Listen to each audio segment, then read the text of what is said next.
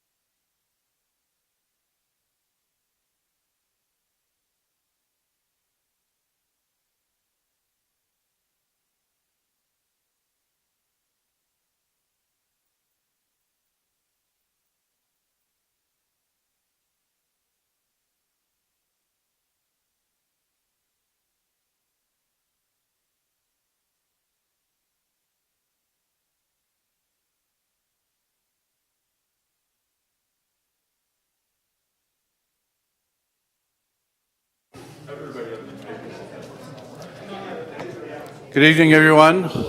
Welcome to the April 3rd meeting for St. John Common Council. I'll bring this meeting to order. Thank you. First item, Common Clerk.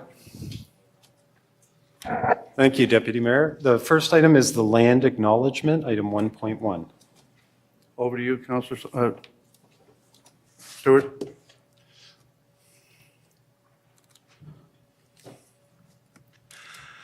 The land on which the city of St. John, Manequist is situated is the traditional territory of the Lewis-Tokwe. The Lewis-Tokwe, along with their indigenous neighbors, the Mi'kmaq and the Pescatone-Umikati, signed peace and friendship treaties with the British Crown in the 1700s that protected their rights to lands and resources.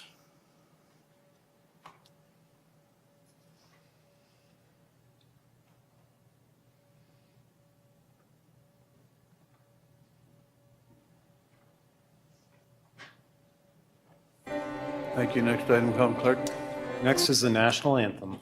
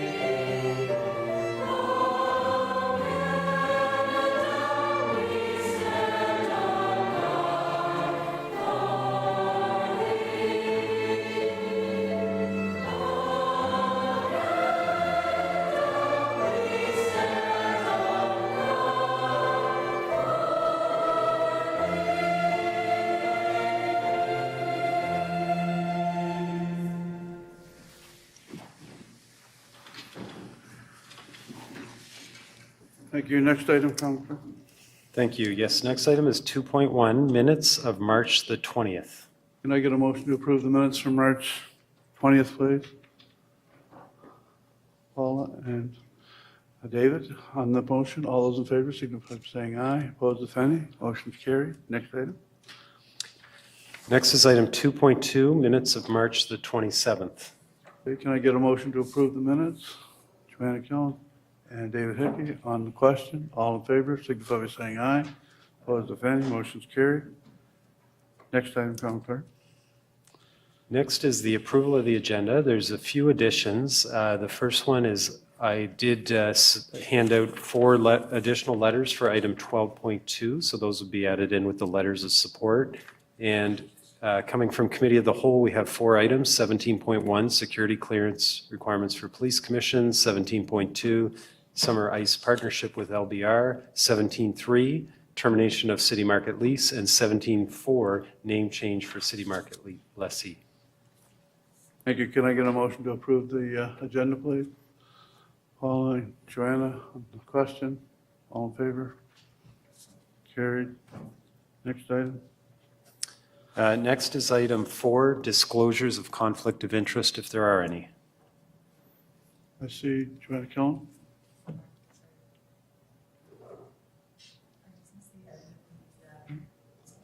I add additional items. Was there Okay. a Be mark? 17.3 and 17.3. Okay, Perfect. 17.3, thanks. Any others?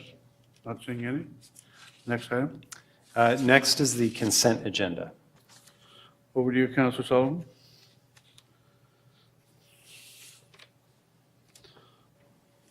Thanks, Deputy.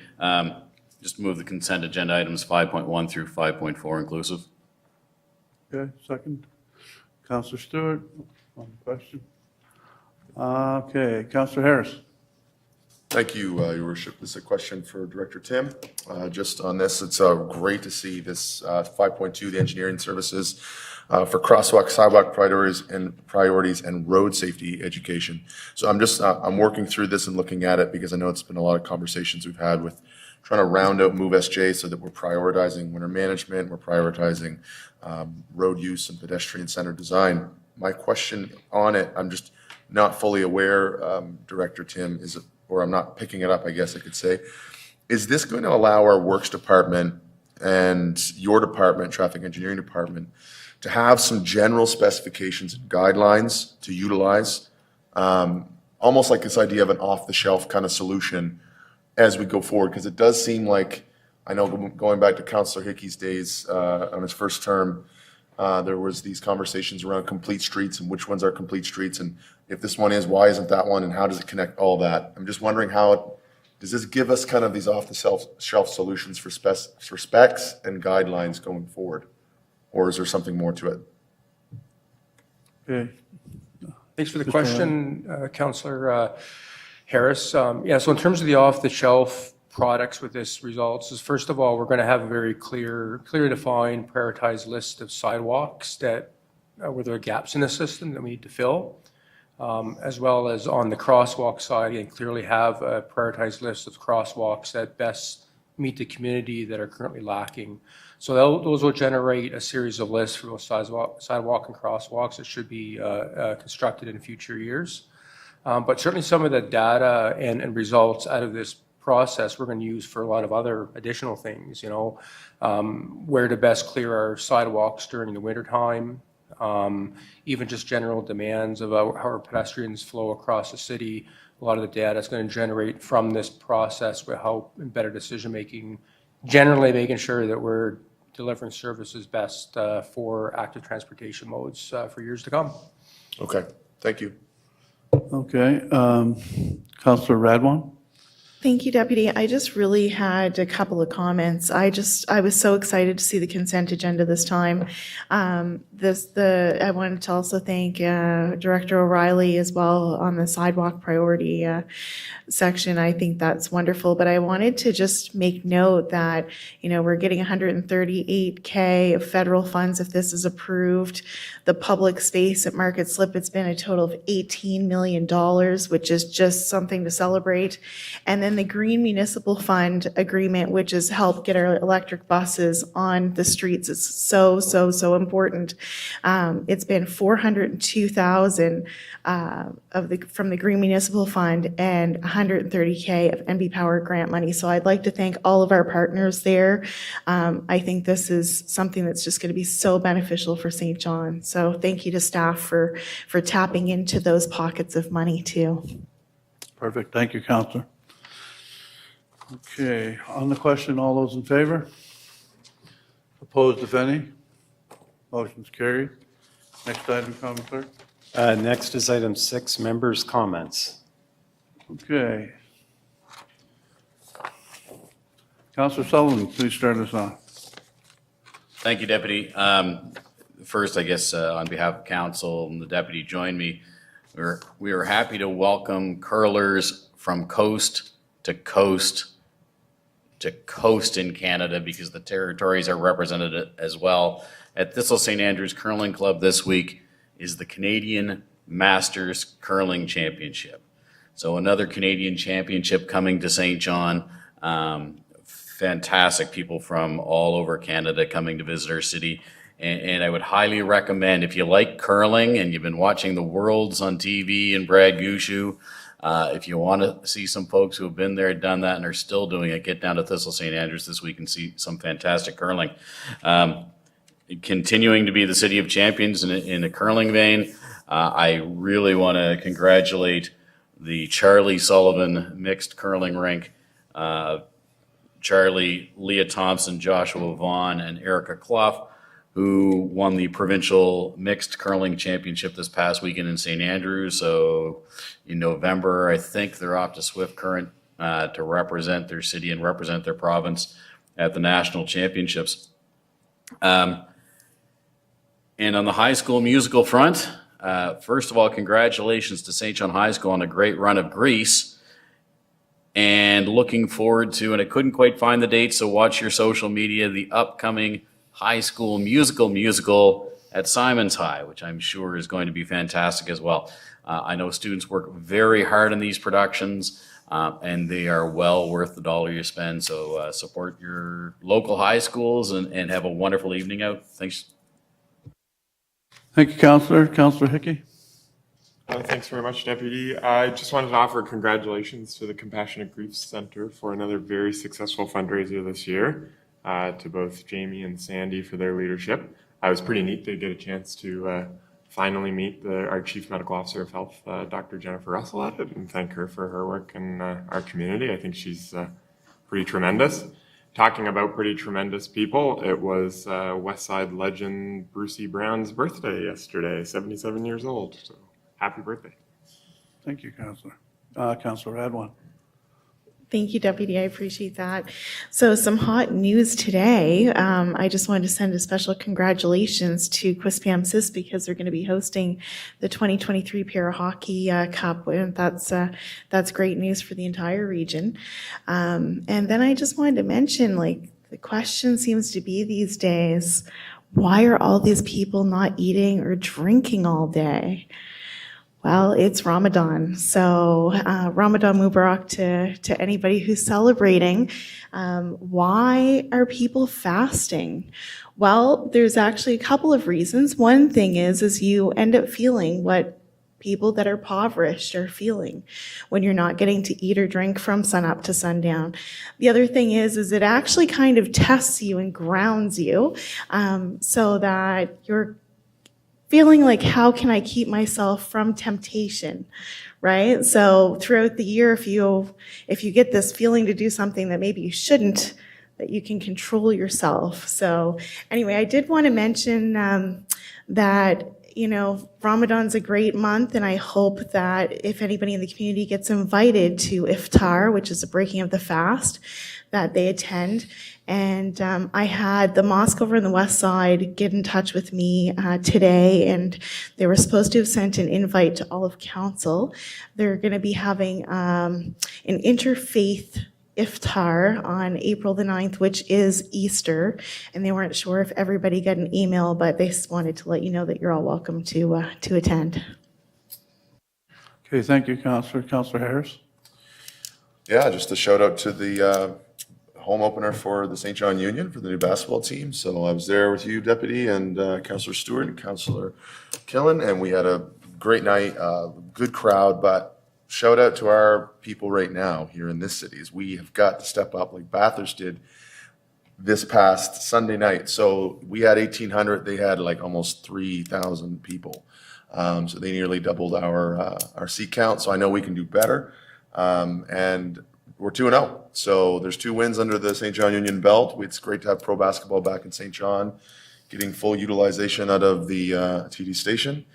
And I think, assistant coach Randy Lautman has put together a great team, new owners, the new league, 6-team league, and it's definitely got a lot of different feeling to it, a lot more organization to it already than we've seen in the past, and it's exciting. So thanks so much.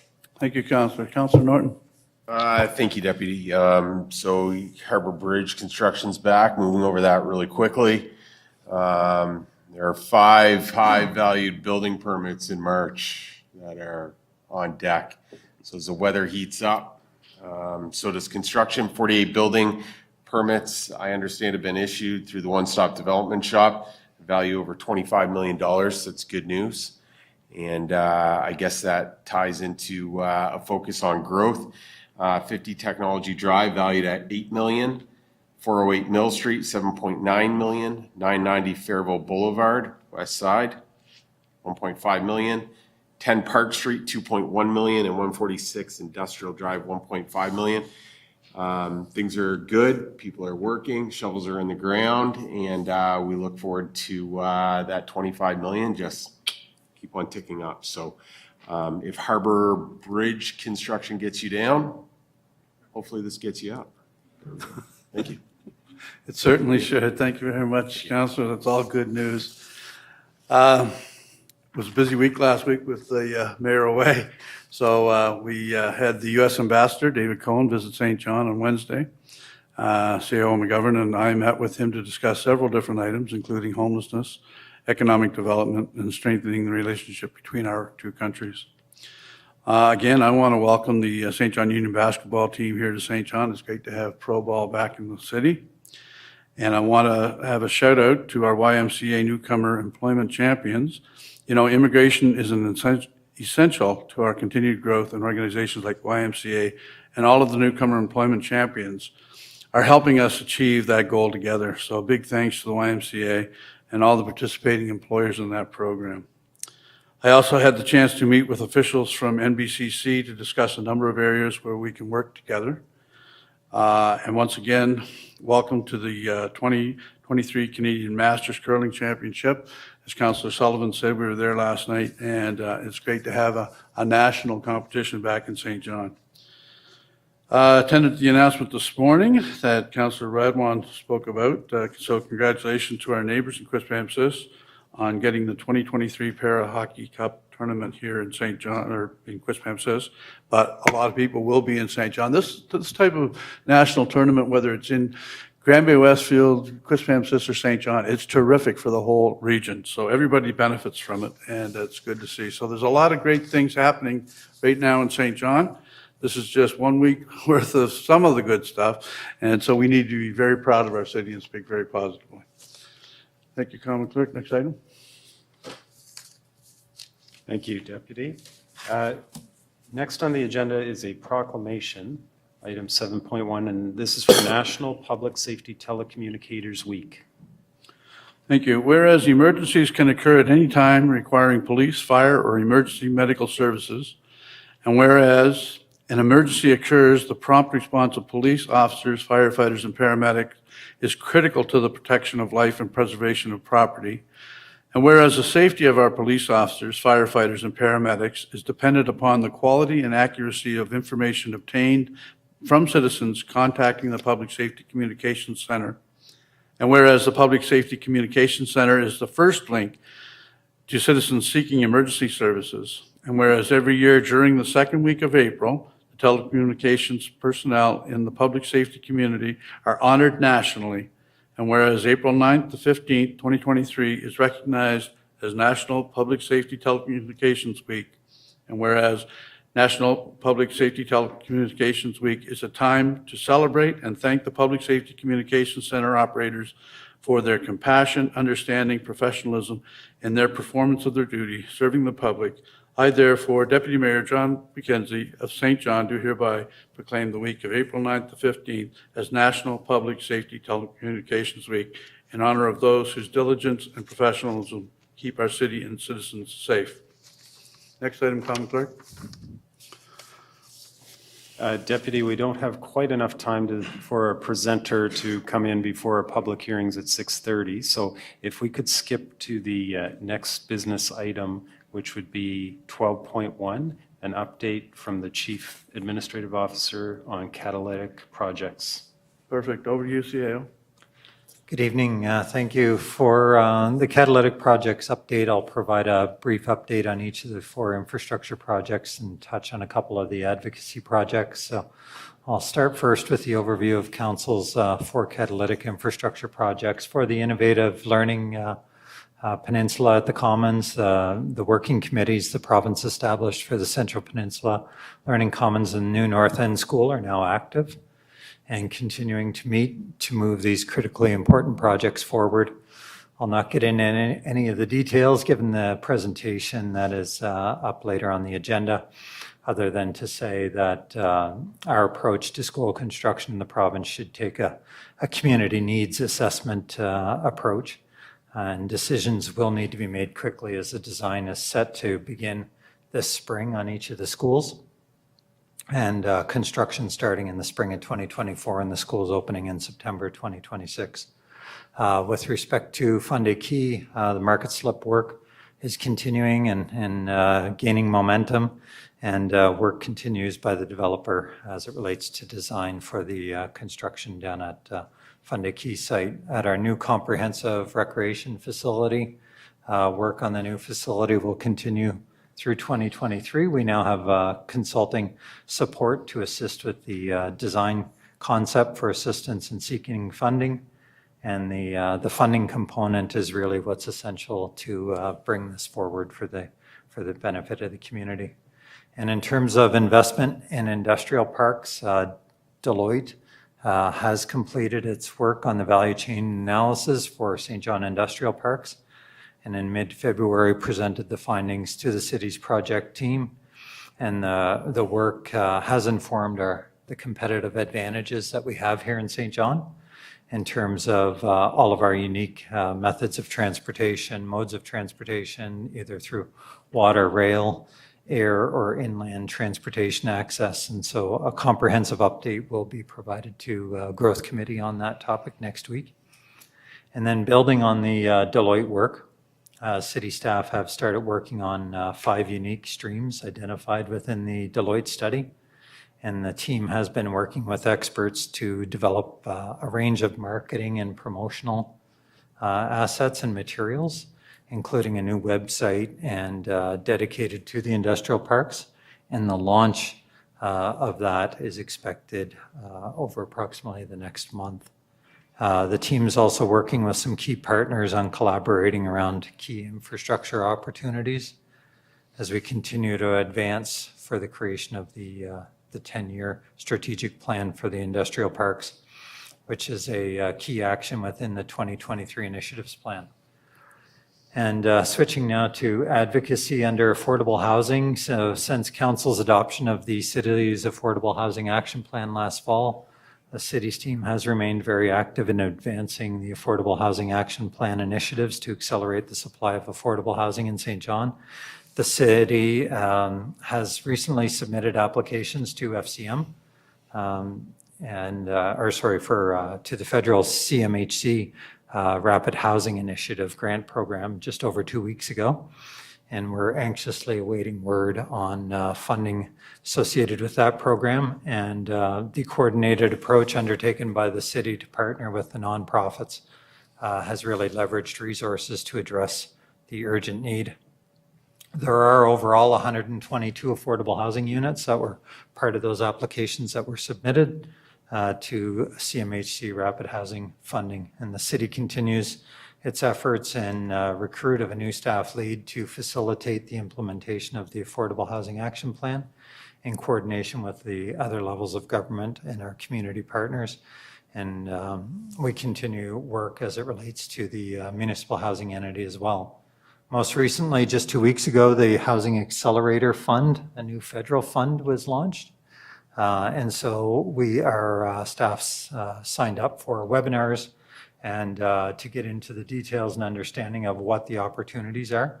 And I understand that the application intake associated with that starts in June Lastly, we continue to work closely with coordinating on the province on efforts relating to the housing file. So that concludes my catalytic projects update, but if council will indulge me, I'd like to provide a brief verbal update as it relates to a separate matter, and that's as it relates to the homelessness encampments in the city. So as it relates to homelessness encampments, we do have an initiative underway in terms of visiting and cleaning up some of those encampments. Human Development Council has seen a decrease in the number of people experiencing homelessness over the past few months, which is a good downward trend. They've seen a decrease from around 202 people in St. John to about 171 people.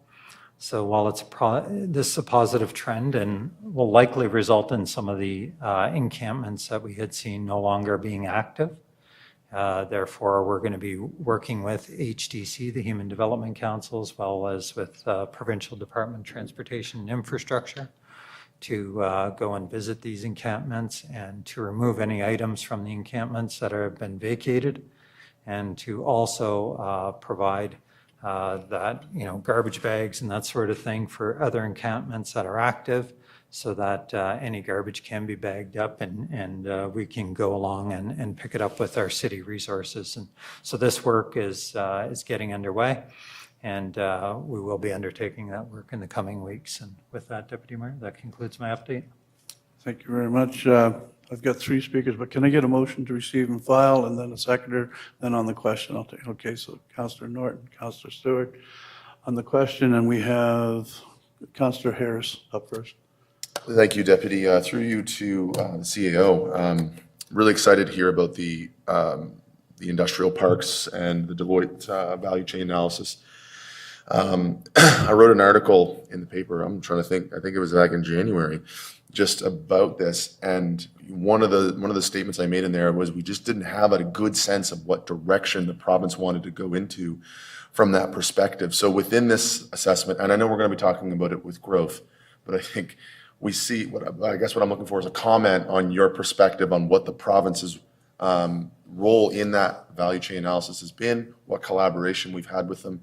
Because I think this one's really important that we continue to hammer on and talk about. We just had the federal budget drop, which is basically an industrial policy remake that no one really is commenting on to the extent that the federal government's invested in. So I know that we have an audience there, but what's that provincial play and what's that connection been like and what's it going forward, I guess, as we move forward into this next stream that you were talking about? Maybe I'll kick it off and then offer if our acting general counsel wants to say a few words as well. She's been close to this file.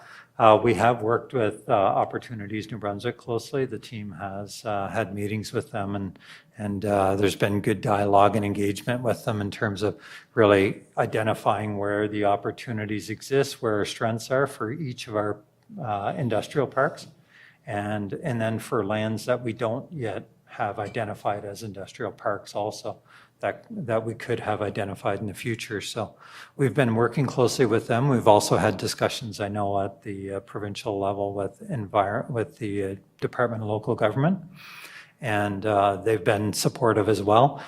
We've not seen in terms of what they're coming out with. I understand there's interest from their perspective in advancing a focus on industrial parks, and so we're looking forward to hearing more from the province in terms of what that entails. Okay, Councillor. I think GCO is going to chime in there. Oh, If that's okay. Through you, Deputy, to the councillor, we also are meeting regularly with RDC in relation to the industrial parks and the potential funding models for any expansion of lands, and we're still working.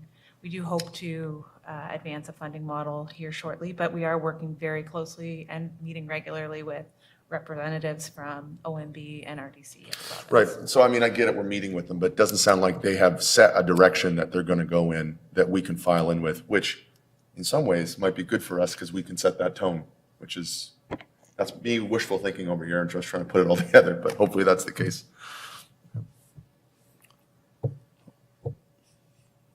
Okay, Councillor Hickey, you're next.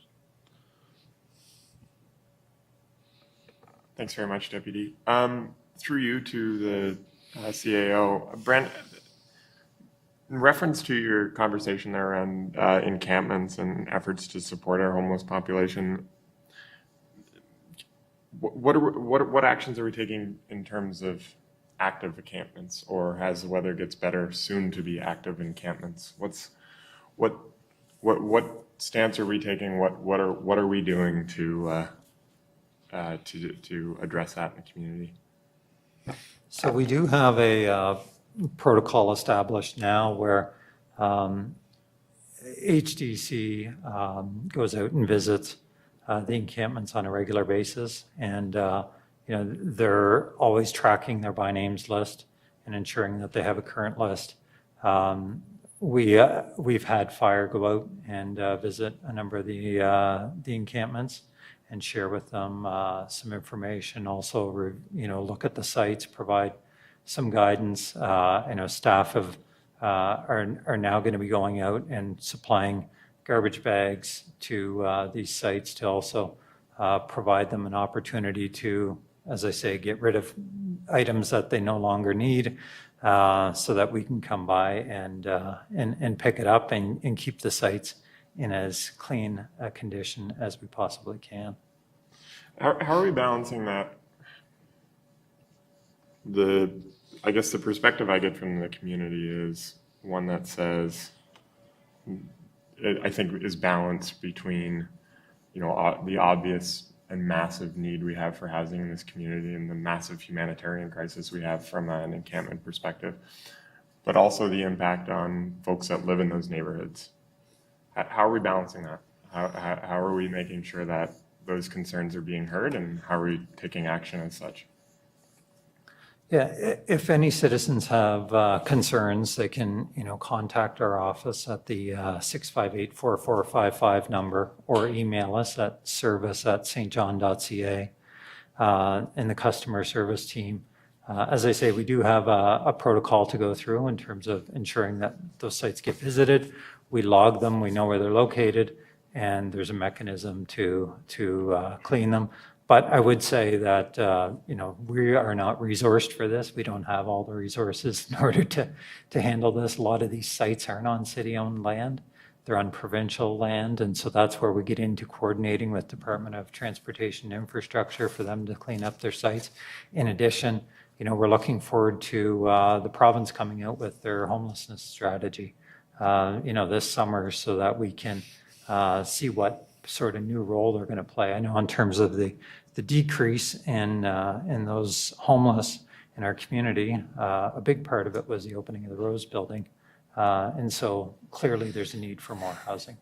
Well, and I would go a step further and say it's not supposed to be our job to be resourced for it either. And yet it is, once again, falling on our laps to address the massive, massive need that is in our community that I don't think any of us, and we've said, we're not comfortable with it going unaddressed. I'm happy that we took that stance. I wish others would. Thank you, Councillor Radwan. We're at 6:30, so. Yeah, I'll be quick. It's Okay. just a quick question Thank you. anyway. Through you to the CAO, it's great to hear that the numbers are down for homelessness. Do we have any idea what's attributing to that?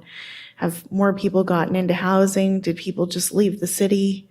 Do we have any idea? Does HDC know? Do you know? Yeah, through your worship, a big part of it, as I say, is really the opening of the Rose Building on Brunswick Drive. So, 12 women who were homeless are now housed in that new construction. So that's made a big difference. Yeah, that's wonderful. We just need to do more of that. Thank you. Thank you. Okay, so all in favor, receive and file? Motion's carried. Next item, Common Clerk. Thank you, Deputy Mayor. Next, we have public hearings. The first item on the public hearing is item 9.1, and this is for a proposed zoning bylaw amendment with Planning Advisory Committee report for 228 Lancaster Avenue. Okay, over to you, Commissioner Hamilton. Yes, good evening, Your Worship, members of council. Before you this evening for public hearing is an application which was submitted by Luke Simpson for rezoning of a property located at 228 Lancaster Avenue, and that's within the Fairville Regional Retail Center on the city's west side. The application is seeking to rezone the subject property from regional commercial to corridor commercial to permit a warehousing facility within an existing building on the site. The application has been evaluated by staff and the Planning Advisory Committee, and before you are recommendations to approve the application. And with that, I'm pleased to introduce Jennifer Kirchner, our Manager of Community Planning, to deliver tonight's presentation on behalf of staff. Thank you. Tonight, I'm presenting an application to rezone 228 Lancaster Avenue. I have a basic image of the existing building. For those who are familiar, it is the former Ford Depot station on Lancaster, so it's a very long-standing building. It's approaching 100 years of age and has had a long-standing warehouse-style use within the building. The applicant is proposing to do some minimal aesthetic upgrades to the facade in order to just enhance the site. We do have an example of the site plan. So it is a property that is currently fenced. It has existing mature landscaping and trees along the front and an existing parking area as shown on the site plan. This site is in a kind of a transitional area where there is a lot of mixed uses. So within this area, we have a railway line to the rear of the site. It's adjacent to the Bolorama, and it is in an area that has a mixture of commercial and residential uses. So as you can see, the site is on the west side, located close to the Sims Corner intersection, and is a very large parcel that has been developed within the city for a significant period of time. Just a few more images of the building. These are some of the, we'll call them historic images from the 1990s. Just to give an idea of what's there, it is a building that I think you don't necessarily notice when you're driving past just due to its location. So it is located within the regional retail center of the municipal plan. So this area stretches from this property, which is kind of the northern boundary, all the way down Fairville Avenue. So it's a fairly substantial area, and it calls for a variety of commercial uses with the acknowledgement that bigger box retail, strip malls, vehicle-oriented uses would be established in that area. And within that, it does have two predominant zones, the regional commercial, which is the current zoning, and then the corridor commercial, which is the other one. So the regional commercial is a zoning that you'd find typically for the malls, big box oriented development, whereas the corridor commercial is more of the single building type of site design. So the proposal to rezone the site to corridor commercial would align perfectly with the municipal plan, and it fits kind of the typology of the site. So a couple more images currently. Looks a lot different in the spring or summer. As you can see, fairly large site and standard kind of lower height brick building from the Lancaster side. We did circulate this to all landowners within 100 meters and advertised the public hearing notice. During the Planning Advisory Committee meeting, a temporary approval was also issued for the warehousing use for the site, so that allows them to operate for 1 year. There's also a building permit issued for the property to allow general upgrades and to establish the proposed office use. So as outlined in the report, the initial use would be the archives for the New Brunswick Museum, and this would be a temporary use. But staff are proposing to rezone the site with no Section 59 conditions to allow this use to continue beyond the initial tenant. PAC were in support of staff recommendation, which is to rezone the site to corridor commercial with no Section 59 conditions.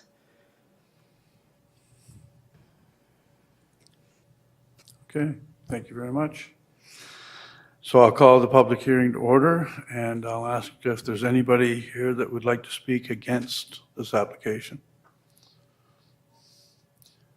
Second time, anyone want to speak against this application? And third and final time, does anyone want to speak against the application? Okay. Does anybody want to speak for the application? Second time, anybody want to speak in favor of the application? And third time, anybody want to speak in favor of the application? Thank you. Okay, I'll bring the public hearing to close. And is there any questions for staff from councilors? Councilor Ogden. Yeah, I just want to, when I noticed it was Simpson Construction, I just want to tell you this is a family that's been around a long time. Have done a lot of good things. And when I was out refurbishing a number of recreational fields, late Andy Simpson, a good friend of mine, and his brother Dougie, who's here tonight, they showed up with every piece of heavy equipment imaginable. And we restored about, I think those years we restored about 5 different fields in St. John, and they donated their time, and everything was for the kids. And sometimes we don't say enough good things about, especially our local companies, and these guys are just wonderful, and they do great work, and I want to thank them. Okay, no question though, right? No. Okay. Okay, anyone else? Okay, Councilor Lowe? Recommendation. Okay, so we've got a mover, Councilor Lowe, and second was Councilor Sullivan? Okay. Councilor Norton? Just confirming who seconded that. Okay, motion. all right. Okay, so on the question, all those in favor signify by saying aye. For first reading, I'm so sorry, yes. All right. Over to you, Councilor. Okay. Too So much of this a is hurry. entitled "A Law to Amend the Zoning Bylaw of the City of St. John." And now we would require second motion for second reading. Okay, second motion, Councilor Sullivan, Councilor Lowe. On the question, all those in favor signify by saying aye. Opposed, if any? Motion's carried. A law to amend the zoning bylaw of the City of St. John. Okay, next item, public comment. Next item is 9.2 on your agenda, and this is another public hearing for a proposed zoning bylaw amendment with PAC report and staff presentation for 92 to 94 Bonaccord Drive. Okay. Over to you, Commissioner Hamilton. Yes, good evening, Your Worship, members of council. Before you this evening for public hearing is an application which has been submitted by Zhao Jian for a rezoning with conditions for a property located at 92 to 94 Bonaccord Drive on the city's east side. The application seeks to rezone the subject property from 2-unit residential to low-rise residential in order to permit the creation of 2 additional dwelling units in an existing 2-unit dwelling on the site. The application has been evaluated by staff and the Planning Advisory Committee, and before you are recommendations to approve the application. With that, I'm pleased to introduce Thomas Llewellyn, planner with our community planning team, to deliver tonight's presentation. Thank you. Okay, there's a little bit of an issue with the notes, so apologies in advance. I'm presenting today a rezoning for 9294 Bonaccord Drive. It is to rezone from R2 to RL to accommodate the creation of 2 basement apartments. This is the subject building in question. It is a duplex. The neighborhood itself comprises mostly of duplexes with instances of small apartments in the area. This is site plan detailing the looped driveway that does currently exist, but also where parking for the 2 additional units would be as well. This is rendering as well, showing the back half of the building where the 2 new entrances for the basement apartments would be located, as well as a graded from the side. Again, the site and neighborhood is mostly comprised of duplexes, but there are instances of apartments. Within a municipal plan, it is designated stable residential. This would be supported by the municipal plan of incremental development and densification in the creation of 2 more units. Again, currently zoned R2 or 2-unit residential. Most of the zoning in the area is R2 or RM with a little bit of community neighborhood facility as well as RL, low-rise residential. Engagement was done on March 8th, and letters were sent to nearby property owners within 100 meters. There were no letters received from the public, and the public hearing notice was posted on the city's website March 9th. Staff and PAC recommendation is recommend rezoning of 2-unit residential to low-rise residentials, subject to Section 59 conditions. Okay, thank you very much. So I'll call this public hearing open, and I'll ask if there's anybody that wants to speak against this application. Second time, anyone want to speak against the application? And third and final time, does anybody want to speak against the application? Okay, I'll ask if there's anybody that wants to speak for the application. Second time, anyone for the application? And third and final time for the application? Okay.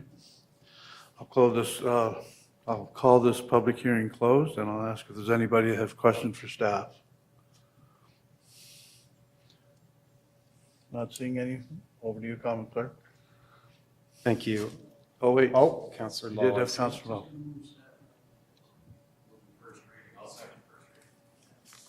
Okay, so 2 motions, 1 for first reading, Deputy Mayor, and 1 for second reading. So Okay. we have our first motion. All in favor? Any against? Motion's carried. A law to amend the zoning bylaw of the City of St. John. Okay. Second. Seconder, David Hickey. Okay, on the question, all in favor? Against? Motion's carried.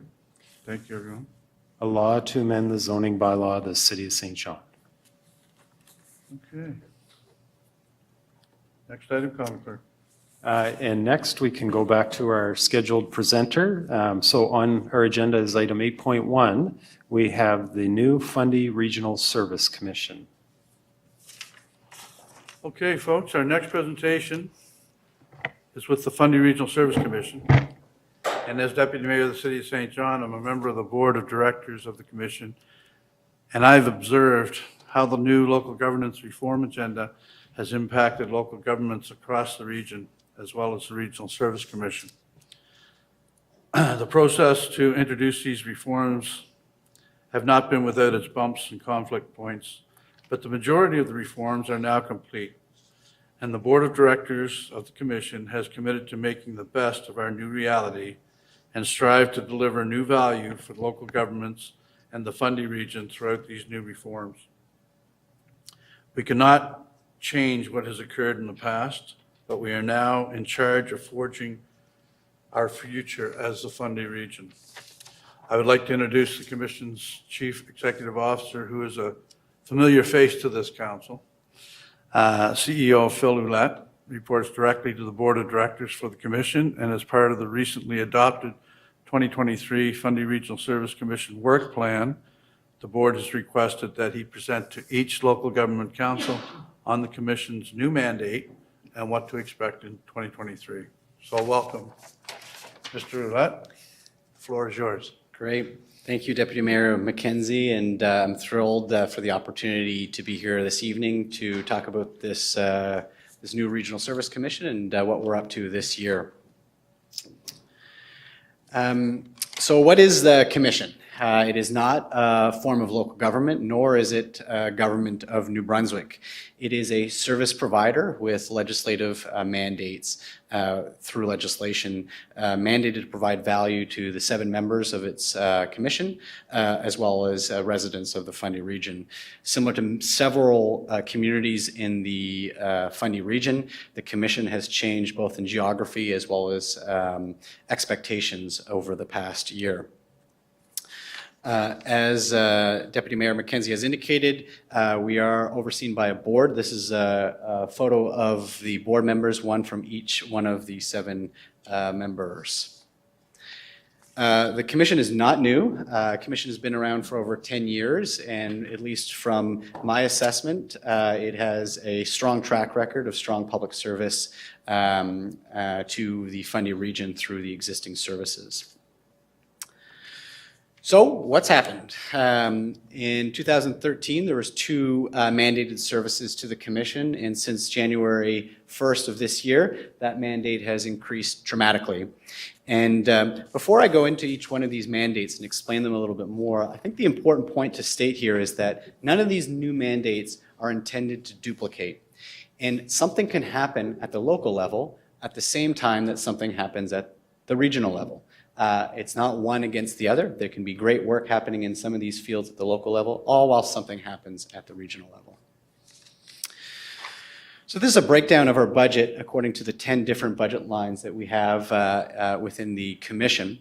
And everything in green in this slide indicates mandates that have what I'd call pre-existing service. There's already programming, there's already maturity in those particular mandates.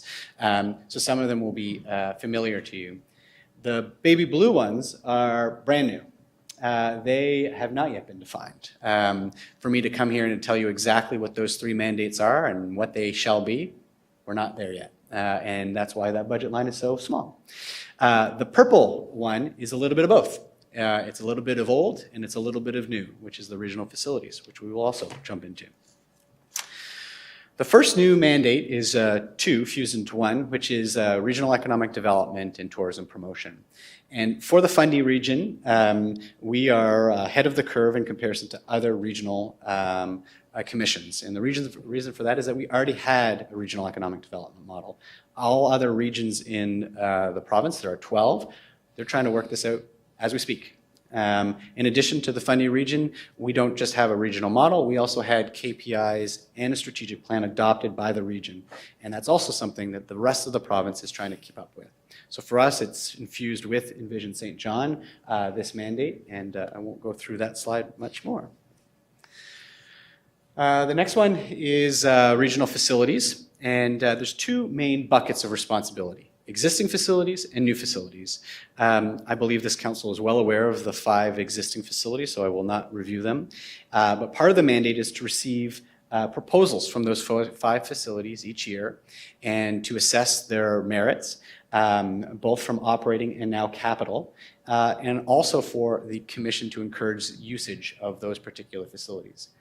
The new mandate on this, which you might be familiar with, and I should add that those 5 facilities were mandated by the province. This was just a continuation from the repealed Regional Facilities Commission Act. So for new facilities, this is potentially a new approach that the region would take around thinking about new facilities, whether those are new organizations seeking new facilities, new services, whether that's a municipality that's looking to introduce something new. It could start very early, and the planning could start. That includes medium and long-term planning towards the regional facilities. And this is infused within the mandate of the commission for both entire regional facilities as well as sub-regional facilities between some of the members of the commission. The next mandate is community development, and this is by far the largest and least defined mandate that has been given to the commission. Currently, it includes social inclusion, newcomer settlement, and diversity promotion, affordable housing, and healthy communities. And in 2024, the province has made it its intention to introduce 3 other mandates. And how I would introduce this is that there are absolutely socioeconomic differences between the 7 different members of the commission. But every member of the commission faces challenges with the unaffordability of housing, for example. Every member of the commission faces challenges with racism in their community. Every member in our community is seeking to be inclusive. And there are common themes between each one of these regional communities, all these communities across the region, and how we are supporting those that are vulnerable as well as most marginalized in our community. Next is regional transportation, and evidently this is the mandate to seek how we are linking and providing mobility between our different communities as a region. And the simplest example that I'd give to this is if you travel across the region, you know that there are great trails everywhere. In St. John, everywhere. How do they connect? How do they interact? What's their consistency? Could we improve our value proposition as a region by thinking about that? Can we improve the value for those users? Great questions. Those are types of things that could be sought through this particular mandate. The next one is public safety. For those of you who don't know, there are over 35 different public safety organizations in the Fundy region. This mandate is really to seek our opportunity to identify regional threats and opportunities and risks that we have, and to work together to improve the safety of residents of the region. So, in terms of our 2023 work plan, there's some themes that have that arise from it. The board of directors of the commission have really made it its theme, and as you can see through the examples I've given, is let's focus on what unites us. There are things that divide the different communities in our region, but let's focus on those items that there are unity, there are consistency across. And the board of directors have made it a priority to try to speak in one voice on commission matters across the region. I have not shared with you the 46 different projects and initiatives within the 2023 work plan, but I did want to share a couple important ones for you. First is the regional strategy. The province, as part of its mandate of the new commissions, has made it a responsibility to deliver a regional strategy by July 1st. So we will be pursuing that, and that will be an opportunity to bring a broader group of residents and organizations across the region on these new mandates and provide direction and priorities to help guide what we should be focused on and why. That includes this council. Will be engaged on this among councils across the region as well as organizations. So stay tuned for that. So what progress have we made so far? The big start of this year has really been about onboarding those new mandated services, which includes the introduction of committees. So those are all completed at this stage through nominations and populated. Deputy Mayor is the chair of the regional or the Community Development Committee. That will be a massive undertaking over the coming year to drive the mandates of those committees. The other thing I wanted to mention is around Government of New Brunswick and the relationship between the Commission and the Government of New Brunswick. There are three important things that we do regularly with the province. One is to try to interpret the legislation that was just passed, as well as the challenges with the legislation that was just passed. It's an ongoing effort. It was done over the last year, and there's still a lot of questions to be answered. So that's a regular occurrence. The next one is around advocacy. There's still things that we're pushing back on as a region on challenges related to the reform agenda, and as a commission that represents the voice of the City of St. John, among others, it's certainly something that we'll continue to do. Third is to try to find money. All these new services takes resources, takes time, and to try to reduce the burden of the membership fees that support the Commission's efforts, which comes from each member. A little bit on timeline. I expect the inaugural meetings of these committees to occur in the next 3 weeks, and the engagement for the regional strategy to be occurring over April and May and into June, with a first draft by July. And our budget cycle begins, and we present our first draft budget in August of each year, so that should be coming just around. And then I wanted to mention in 2024, there's still a lot of things to be defined. We've tried out this committee structure and tackling these new mandates. After a year, we'll assess whether that's going well or whether we need to adapt from there, as well as the additional mandates from the province. And that is all. I would be happy to try to answer any questions you might have. Thank you. Thank you very much, Phil. Is there any questions for? No? Okay, Councillor Sullivan, you start us off. Thanks, Deputy, and thanks for the presentation. To get a little bit in the weeds over something that is a traditional role of the Commission, I'm excited about the solid waste collection feasibility study. insofar as what we're doing in St. John is working really, really well for our residents who we serve. But when the Fundy region chose to move away from the blue bins and we moved in with our bins, the apartment dwellers have been a little left behind. And is that part of this? Yeah, through the deputy mayor to Councillor Sullivan, we currently have, it's completed, we've put out a tender for an RFP for collections. And each different local government does its own collection. We're not involved in that process. But the communities have come forward to the commission saying, could we? What would that look like if we did this together? And so there is the possibility of looking at, greater consistency. I think that's the nature of your question across the region. That's really each local member deciding whether that's something they want to do or not. Our role would be to assess, is there a value proposition there? Is this going to be a cost-saving opportunity for members to do through the commission or through a third party in order to deliver the service that they're seeking for their residents? So thanks for that answer. And just as a bit of a follow-up, Deputy, so for us to make that value proposition through our representative, it is something that could possibly be looked at, not just as a value proposition for our folks who live in apartments, but really is a value proposition for the stewards of the landfill. I think there's economics to be made on that side. And I'm sure that may have been lost or an opportunity that is there for the regional commission to follow this up. So I guess thanks very much for that answer, and I'll give some elbows to our representative on the commission to carry it forward. Thank you. Thank you. Councillor Hickey. Thanks very much, Deputy. Thanks very much, Phil, for the presentation. Thanks for coming here, and you know this chamber very well, and thanks for coming and talking to us about that. I was going to ask the question, and I'm glad Councillor Sullivan did it. I wasn't going to ask it again, but I've got a question. Maybe it goes back to our staff. I was under the impression that in our last, we just had gotten a presentation on our solid waste update. I was under the impression that the region was looking at further collection study to undertake recycling and those services for our apartments and our commercial spaces. Can someone comment on that? Maybe Tim, am I wrong?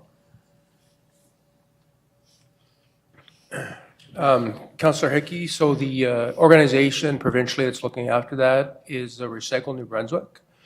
So they're in the process of implementing new legislation in terms of environment or responsibility program that puts the responsibility on producers of that. So it's a different provincial organization leading that besides the commission. Thanks. Great, thank you very much. Thank you. I've got another question on protective service, if I can. Phil, it references having that regional forum and having, I suspect that being in the form of the committee. My estimation, what I was able to surmise, I could be wrong seeing that 35 different service provider number, but we as the Fundy region spend about $80 million as municipalities on and others on public safety. St. John spends $60 million. So we encompass about 75% of the costs of in the region for public safety. How is that reflected in the makeup on the regional service? How is it going to be reflected in terms of that forum and those discussions? How is that weight held within the group? Through the deputy mayor to the councillor, that's a great question. As part of the local governance reform, the province instituted weighted voting at the board level on varying degrees of decision making. So for example, budget, it's 2/3 majority, and on weighted votes for St. John, there are 15 votes and it receives 7 weighted votes of the 15. And if it grows they're using census data, the last census data, so you're at 69,000. And as you know, your estimates now are higher than that. So it would be conceivable that you will receive another one vote every 10,000 increment. So you'd receive another, or St. John would receive another vote in terms of weighted voted at that stage. The board the board voting has been dictated by legislation. We don't have much room there. And each committee is comprised of members throughout to provide recommendations directly to, and simply as an advisory capacity. So we've solicited a whole different amount of public safety organizations across, including those in St. John and those committees for public safety, but others as well. And the objective of each one of those committees is not to be a perfect representation of the entire region, but instead to find the skills and perspective that are needed to give that advice to the decision-making body, which would be the board. Okay, thanks very much. And I guess I'd just say, and maybe I'll echo the same point when it comes to housing. We just had the Human Development Council telling us how different we are from the CMA and from the Fundy region. So I think when we look at, and maybe this is a point more for our representative on the Fundy Regional Service Commission, when we look at that weighted voting, as we come into discussions around protective service and more serious issues around protective service and housing, I think that weighted vote needs to be taken more seriously. When you look at the real determinants of poverty and housing need in this community and in the Fundy region, they're in this city. They're right here. This is where the neighborhoods that need it are. My ward has 50% child poverty. Well, not anymore, but it's headed back there to 50% child poverty. And when we look at that weighted scheme, it's not. My understanding is it's not weighted in favor to adequately represent spending 75% of what the region's total cost on public safety, and it's not reflective of our need in terms of poverty and housing as well. But with all that said, I think a lot of the steps that are taken here are really positive. We need to move forward as a region. We need to grow as a region, but I think a lot of that needs to be reflected. Thanks, Your Worship. You did both rounds. Councillor Radwan, go ahead. Thank you, Deputy. So thank you, Mr. Roulette, for coming and doing the presentation. So I have a couple of questions. First of all, I'd just like to say that I'm really happy that we're looking at regionalization because it's extremely important. Obviously, the province has heard, the previous council speak about this. I am wondering if the way that the structure of the Fundy Regional Service Commission is for the St. John region is going to be the same for Moncton and Fredericton. Yeah, through the Deputy Mayor to the Councillor, every single commission is comprised differently, has a different composition, different weighting depending on votes. And I would say it's a slippery slope to compare ourselves to each different region. And the reason for that is that they have their own history. They have their own a tradition of collaboration on different facets. So for example, all the regional service commissions come to me and say, well, thanks a lot, Fundy. And the reason is that we gave the rest of the province two things: regional facilities, which originated from here in the Fundy region, and regional economic development. So they're all saying, I have to set this up, and these are mandates that were defined here. So we were a little bit ahead of the game, perhaps, than other regions, but then in other areas, perhaps they're more advanced than we are. Yeah, no, I appreciate that. I mean, and then there could be lots of debates about how well that has served us too, and what are the improvements that could be going forward. I'm also wondering if this is I know it's just a little bit of information, but is this kind of a message being sent to us that mental health, homelessness, and poverty is going to be downloaded onto the municipality? Yeah, through the mayor to the councillor, this is a really important question, certainly a question that concerns members of the commission board and are being brought forward to the province. There is no indication that the province is seeking to vacate their responsibility over these areas. So for example, everybody who currently works in mental health in the province of New Brunswick shall now report to the commission. There's been absolutely zero discussion on that. I do not believe that is the intention. However, I think the intention is if there are mental health challenges that are faced across each one of the members of the commission and there is an opportunity to work together, could you or should you? And what would that look like? Accessing provincial funding to support that? those are the questions that I'd certainly be asking the province at this time. Okay, Deputy, I'll come back around. Okay, thank you. Councillor Harris? Thank you, Deputy. Good to see you again, Phil. I think what Councillor Hickey was trying to get at, and I want to pick up on, is this idea of equitable funding for equitable share of the problem and responsibility. So do you think that we are in a position right now with regards to our interaction with, your interaction with the province, that there is an appetite to go down that road? I hear what you're saying. Every community has problems. But not every community has an equitable share of the problem nor an equitable share of the responsibility. So is there an appetite for the province to kind of hear that in your conversations with them? That's part one. I have a couple parts to this question, so I wanted to hear your feedback on that. Through the Deputy Mayor to the Council, I think this is a really good question, and it was part of the statement that I made earlier that every community achieves different socioeconomic outcomes, and I think that's an acknowledgement we have to make, and for different settings, for different areas. And I don't think the province has fully defined those three other responsibilities: mental health, poverty reduction, and homelessness. And I certainly think that there has been strong feedback to the province that some of these issues are more urbanized than others, and there should be some consideration for it. They have not made any determination to the Commission or publicly on that. I've not heard anything yet. But I think those are good questions, and I think the discussion remains at this stage. So if you do have ideas, I'd suspect that it's a good time to provide that feedback to the province.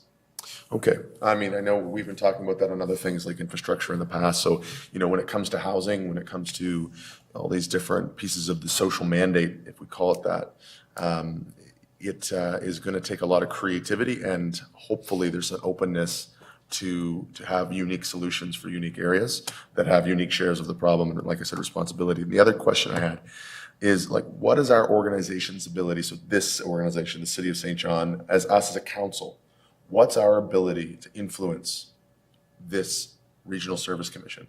I know you said that our deputy, I know our deputy's on the board. I know we have that weighted vote.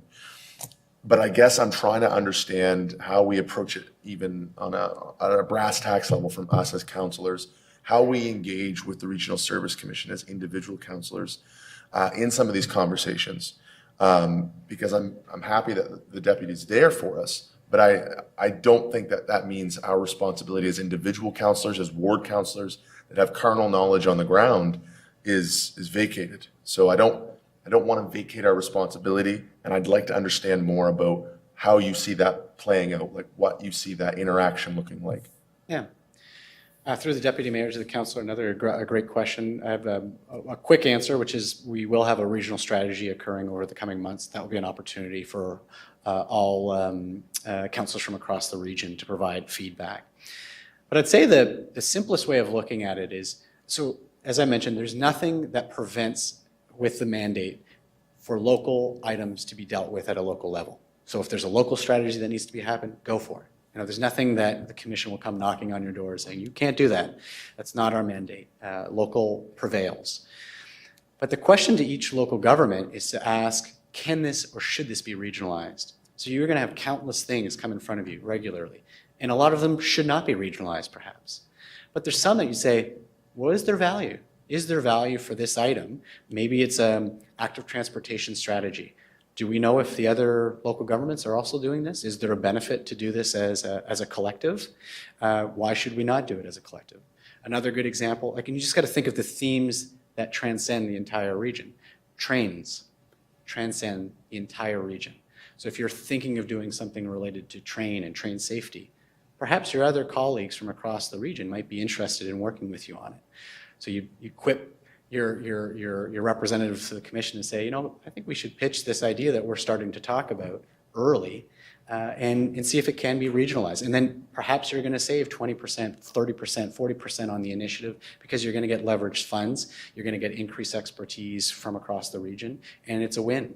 But perhaps it's too much work and you just stay local. So there's, it's really up to this council to define how far it wants to go with this mandate, at least how I perceive it.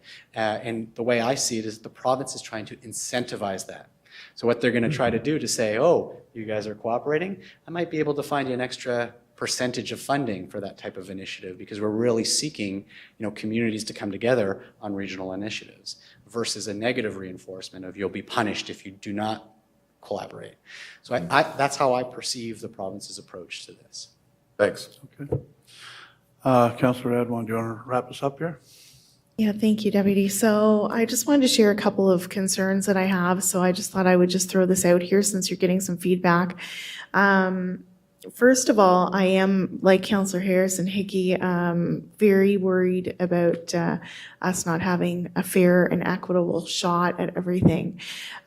It's been decades that St. John has been paying the Lions share, and I think taxpayers are tired of it, frankly.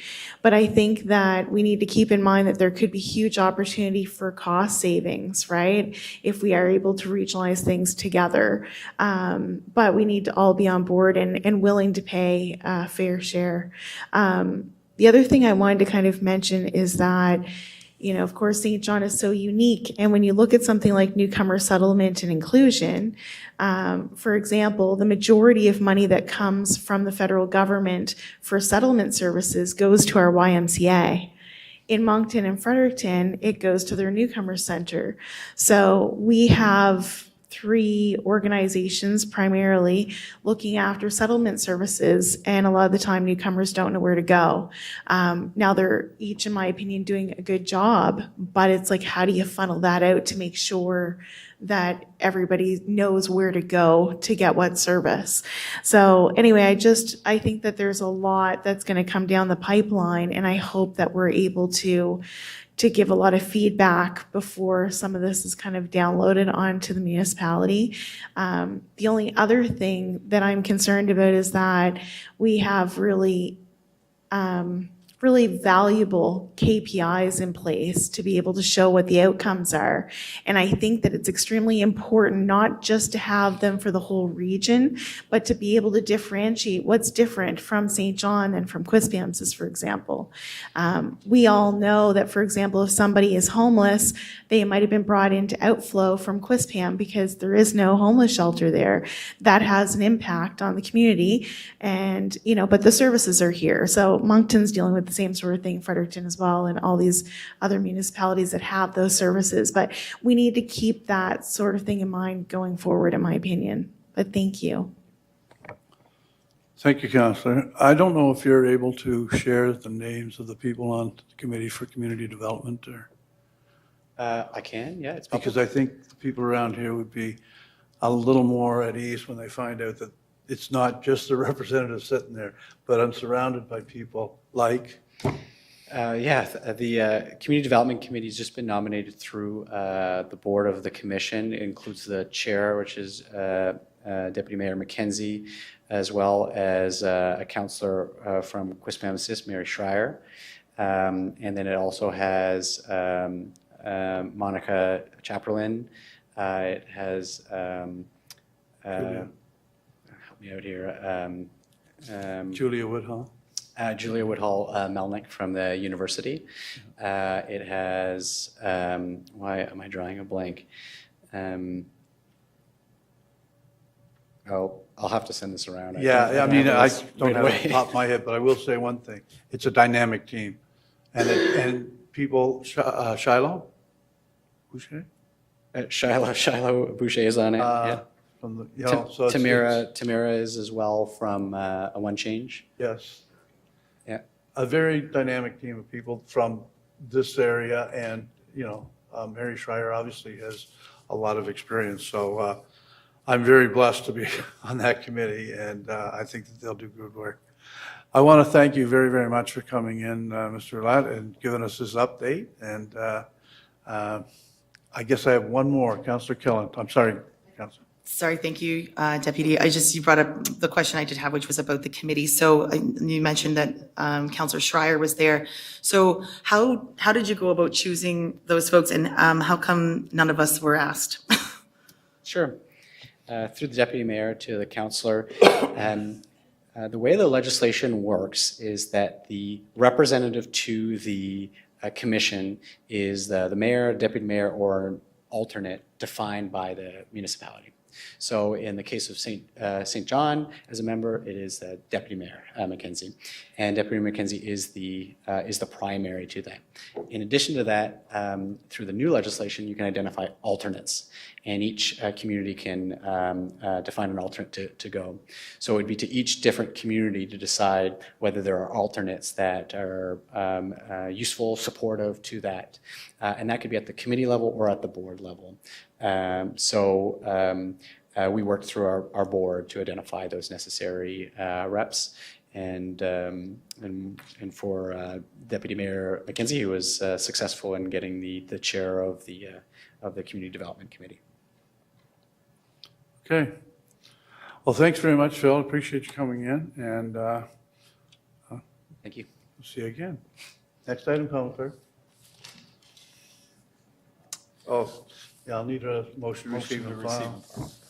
Councilor Sullivan, Councilor Hickey on the question. All those in favor, by saying aye. Opposed, if any. Motion's carried. Now, next item, Common Clerk. Thank you, Deputy Mayor. Next on the agenda is under business matters. It's item 12.2, update on new Central Peninsula and North End schools and community hubs. Okay. Commissioner Hamilton? Yes, Your Worship, members of council. Tonight, staff are seeking council's endorsement of recommendations related to the funding plan for the new Central Peninsula and North End schools being advanced by the province. Located in key priority growth neighborhoods, these proposed intercity schools are transformational projects for the City of St. John. Ensuring these schools are thoughtfully designed with integrated community hubs and wraparound services are critical to realizing growth and community outcomes for children and families in St. John. I'd like to take this opportunity and acknowledge the tremendous community support for the city's advocacy efforts, which are aimed at unlocking funding for these generational investments. Included in Council's package are numerous letters of support from community organizations. And with those opening comments, I'm pleased to introduce David Dobbelstein, Acting Director of Growth and Community Planning, to deliver tonight's presentation. And I'd also like to acknowledge both David and Amy Poffenroff, who are representing the city on the two school planning committees and have been leading the charge on behalf of the city for these important community initiatives. Thank you, Your Worship. Okay, Mr. Dobbelstein. Thank you, Commissioner Hamilton, and good evening, Deputy Mayor, members of Council. It's not every day that you get to talk about a catalytic project up here. It's certainly not every day you get to talk about a transformative project that can transform our community for literally the next generation. And in light of the conversation, I brought my sharpened pencil because we're talking about the new schools that we're getting by 2026. So, as you all know, the province announced, at least by 2022, some of the announcements were a little bit before, that St. John was going to be getting 2 brand new schools. Obviously, the first one that we've been talking about for years, and members of this council and the prior council and staff have been working with the community to identify a consolidated South End school and learning commons, and this would be the consolidation of the current St. John the Baptist King Edward School and Prince Charles School into a new K-8 school. And I think, as everybody here knows, the province has announced the location of that at Rainbow Park in the South End. And again, this school will begin construction in 2024 and be ready to open for the fall semester in 2026. What is a little new to the community, and even though it has been announced, may still be hot off the presses, we're also getting a brand new school in the North End, which is really exciting. Hazen White St. Francis School, again built in 1961, is going to be consolidated with Centennial School to build a brand new modern K-5 school somewhere in the boundaries that you see on the screen. The province is still going through the process of site selection, and I'll talk about that really quickly later on. They'll be making that announcement in the near future. So in terms of the steps to build a new school, I won't go over this in too much detail, but this is basically from the Department of Early Education and Childhood Development, and basically it's the how-to manual on how to build a new school. And so this basically goes through the steps that the province follows, and sort of where we have been recently is the superintendent appoints nominees to planning committees, and as you heard from the commissioner, my colleague Amy Poffenroth and I are on each of the planning committees, one for the the South End School and the North End School respectively, along with other key stakeholders, particularly principals, representatives from PSCC, the District Education Council, and various community stakeholders who are on those committees, who basically work with provincial staff to design the schools, or at least to specify the educational requirements. So how many classrooms, and what should be in those classrooms, and how should they be laid out, and things of that nature.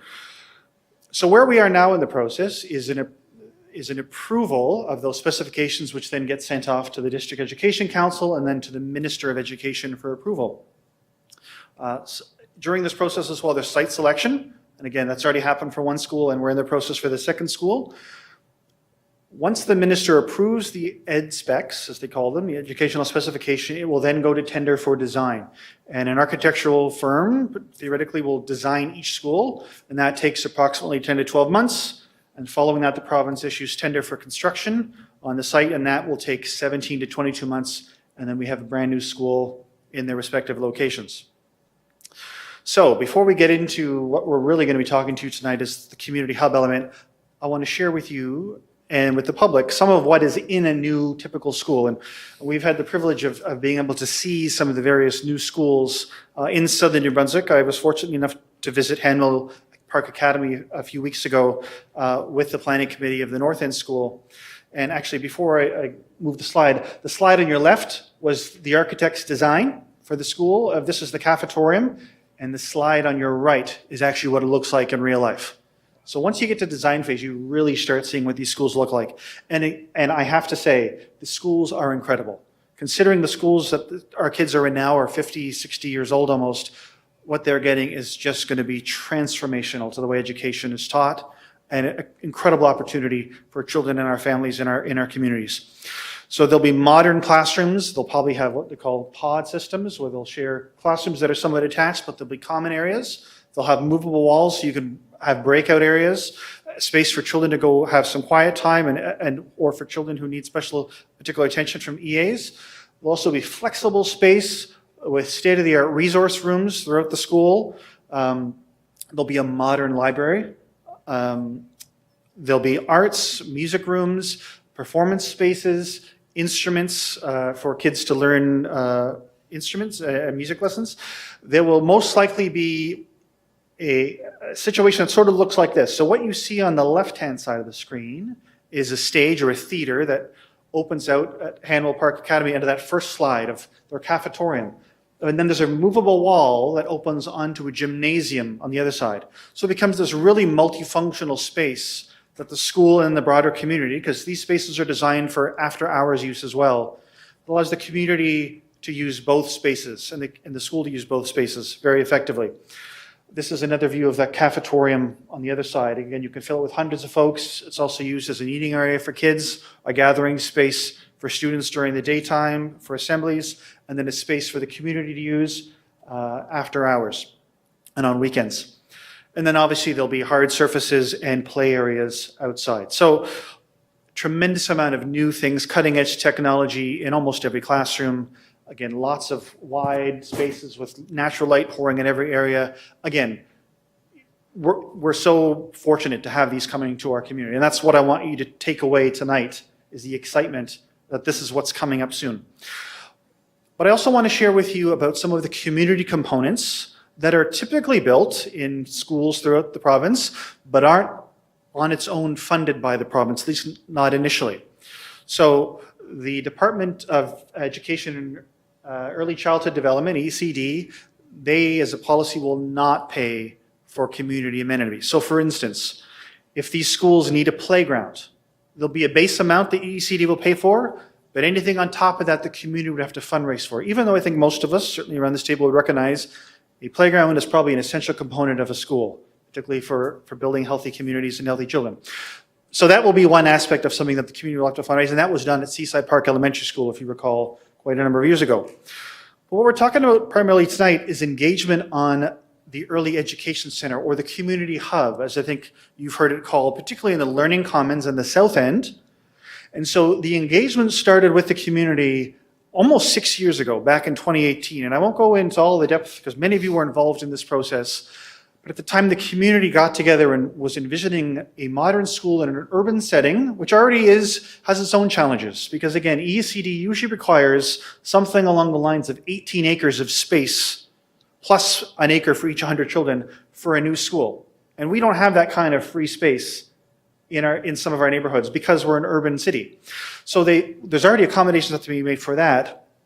But then we talked about the vision. Could we have early education centers as part of the early learning centers? Could we have our community center that's on the south end as part of the learning commons? And so the community rallied around this concept, and you would have seen early mock-ups that were drawn by some architects. This is an early image, and there's a bunch of signatures even on this drawing. Some councillors, maybe in fact Mayor Reardon's signature before she was mayor is up there somewhere. So the community bought into this vision for the south end. There was a number of open houses. E&Y did a whole report on the economic savings for the social aspects for the province if it made these kind of investments in this hub. So that's the background on the community hub for the south end. Now in the north end, the province just announced it in December 2022. So we're playing a little bit of catch up. So one of the things the city did right away is we started engaging in what we call representative stakeholder engagement with various stakeholder organizations and representatives in the north end. So these would be community centers, these would be parents, these would be principals.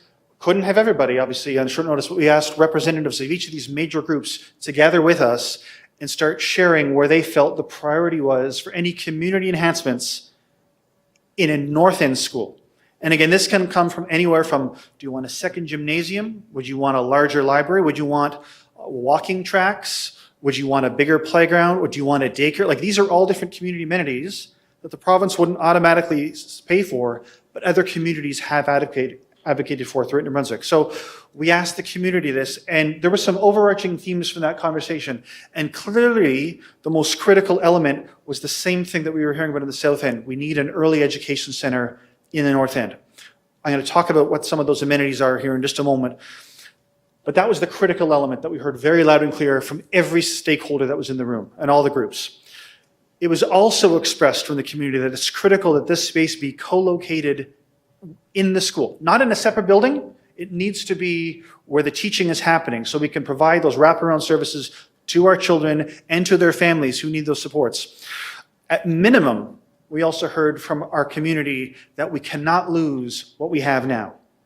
And so we'll get into this in a slide later on, but in the south end, we have almost 60 early learning center spaces right now in our south end community center. We also have a community center that the city is the operator, which we contract with the Boys and Girls Club. And there's a number of other community stakeholders that run programming there that then they offer wraparound services to families and children, particularly at St. John the Baptist School right now. That's currently what's there now. And then the north end at Hazel White St. Francis, something very similar. There's 52 early learning center spaces that are there currently, and a tremendous amount of both pre-K programming, but also afternoon programming for parents to again provide critical and essential programming and skills for those parents to learn to be more effective parents, but also to help dealing with children and education. And I can't even do justice to the quality and the caliber of the program that's being offered. So I'm in one sense the wrong person to be up here to speak about it. But what I am saying is those things are there now. And that's the takeaway I want you to have, is that those are there now. And so the other thing, though, that we heard from the community very clearly is despite these things being there now, we cannot just satisfy ourselves with the status quo. We have to build our schools and these hubs to be future ready, not just for technology, but also for the pending growth. Up to 5 years ago, the district and the province in general were on a plan of decline. Even the city, in 2016, we were a shrinking city. We were having conversations about closing schools. And this transformation that has happened primarily because of immigration, but also because of the pandemic that's caused a whole bunch of folks across the country to take a look at St. John as a place with real affordable housing to purchase. There are hundreds, if not thousands of people moving here annually, and their kids are going to our schools. And now the question is not which schools do we close, it's how do we open more schools more quickly? So the city and Envision have provided population growth estimates to the province in planning the schools to ensure that unlike other schools that have been built recently in other parts of the province that are built and then at capacity within a year, these will have additional capacity over the next few years, hopefully these 10 years. But we also want to make sure those are there for the hubs as well. So again, what's in a typical hub? And we've talked about some of these things. The community vision is that there's an early learning center in each one of these hubs. There is after-school programming. And we know from talking with our providers throughout the city, there is a critical shortage of after-school programming almost in every neighborhood, but in these particular neighborhoods. There's also integrated supports, access to counseling, specialized health services. Now, the school will have a lot of these amenities built in. There'll be professional rooms that we don't have to advocate for. But we want to make sure there's additional capacity for additional wraparound supports for the students and their families, and again, additional parental resources. And then additional space also for the community to use after hours. Again, in the south end, we're envisioning a continuation of the South End Community Center, which we would move to this new hub. The north end, there isn't a similar need there because there's a number of other community centers. We have one change, the Dick Cole Community Center, the Crescent Valley Resource Center, the Regional Y. Again, that community has a different stage of evolution. The south end has no similar community center. So it's critical that we keep that south end community center in particular, and that's why there'll be a slightly different cost for these two hubs, but that's the rationale as to why there's a bit of a cost difference. But in terms of the stark reality as to why this is needed, and why I would also say this is not precedent setting. So if the province or others are saying, well, if we do this for you, so it's the Frito-Lay's commercial, we have to do this everywhere else, it is not true, right? The province is experiencing child poverty levels, according to the 21 census, 3 in 20 kids. That's the average amount of children in poverty. We need to do better, obviously, at a provincial level, but that's what it is in other parts of the province. But in these catchment areas for these two schools, stark difference, 50%, 1 in every 2 kids might not have enough to eat when they get home. They might not have parents who have the time to read with them, right? They're living in maybe houses where they don't have enough bedrooms or enough, like, this is the reality that these children are faced with. And we need to make sure we have other additional supports for them, many of which are offered right now. Right? So we cannot lose those. But we also have to acknowledge there's a different reality that these children are facing in our neighborhoods, unfortunately. And so there's additional support that's needed. And that's why we think the argument is very clear and very simple. Right? It's not precedent setting. This needs to happen. And the community is in agreement with staff on this. And in terms of return on investment, I mentioned this early on very quickly. Ernst & Young, who did a study in 2018, basically assessed that the savings the province would realize by building a hub in the south end would be somewhere along the terms of 16 to 32 million over the lifespan of that hub. Right? And these savings would actually more than pay for the cost of both hubs. And I also would point out that was done in 2018, and the cost of inflation has caused numbers to go up. So the return on investment from a dollars and cents figures also makes sense. So what's the ask, and why are we here this evening? Tonight we're here primarily to get consensus, ideally from you, Council, on what we as a city are advocating for, primarily to the province. It's probably who we're going to be seeking primarily to fund this, but also to other partners as well. So there are 3 primary options. Option A is, well, there's no money for any of this, and there's no hub that will be constructed. And I will stress, there is a time, this is time sensitive. We mentioned the timeline very early on. Once the minister approves it's going to go to tender for design, they need to know fairly soon, by the end of this year, whether there will be funding or not to build these hubs. And if not, they will not be able to include those in the design, and they may not happen. So time is of the essence. If they don't get included, and I will stress, this is still a wonderful thing for a community. Look at Seaside Park Elementary School. Again, a school without a community hub, transformational for those students. But again, we're talking about different neighborhoods. The poverty levels are higher in these other schools. And these services are already there. But with no hub, we would lose at least 110 early learning spaces. We'd lose our South End Community Center, which again the city pays for annually. We'd lose programming space for families and community. We'd lose after-school programs, particularly in the South End. Now, there wouldn't be any capital cost for the province, but again, this would be a significant social cost for our neighborhoods. So that's if we do nothing. Now, if we do what we're calling the status quo model, that's where we essentially maintain what we have. We're going to maintain about 52 spaces in the north end, 58 in the south end. There'll be an after-school program in the south end, but no after-school program in the north end. They don't have one now. There would be no new one in the north end. There would be a maintenance of existing services of the South End Community Center in the south end. The status quo model is approximately $9 million for both schools in total. Not each, that's the total cost. That's the estimate. What staff are recommending, based on what we have heard from the community, and it's pretty well been unanimous, what we've heard. So this is our recommendation to you, is the growth model, right? The once-in-a-generation opportunity. Let's increase the early learning center spaces. In a sense, if you max the capacity of where they are now, if you go even one child over, you're automatically in a larger classroom and with additional teachers. So there's no point in having one, you need to max it out, right? So by maxing the next step up, that gets us to 226 early learning spaces, which are critically needed, as you know, in these neighborhoods. It would allow us to modestly grow, and I say modestly because there wouldn't be huge space changes, but modestly grow the South End Community Center and allow for added programming in both the South End community and the North End. And then it would allow for an expansion of after-school programming in the South End and a very small new after-school program in the South End. We know from talking from other operators nearby, there's a wait list of at least 150 kids just for the after-school program, and there's no availability right now. That total cost, $14 million. So again, a larger number. Again, these are numbers that don't have to be budgeted for in one budget year. These can be budgeted over time. Basically, the EECD would just need what they keep telling us simply is an IOU from other departments or the federal government or whomever, an IOU that the money is coming and they can design for it. So the recommendations are here. The mayor, first, the Common Council endorsed the growth model for both schools. Okay, we don't want our neighborhoods to be competing off each other, right? This is something that should be a benefit to both neighborhoods, that the mayor send a letter to the premier, again, advocating that the province build the hubs and finance them due to the unique needs that we're facing, as I've just very quickly addressed this evening, and that the community or the city continue to collaborate with our stakeholders in both communities going forward to ensure these hubs are built to meet the growing needs of our community. And with that, I know that was very rapid. We're happy to take any questions, and my colleagues are here as well. Thank you. Thank you very much, Mr. Dovelstein.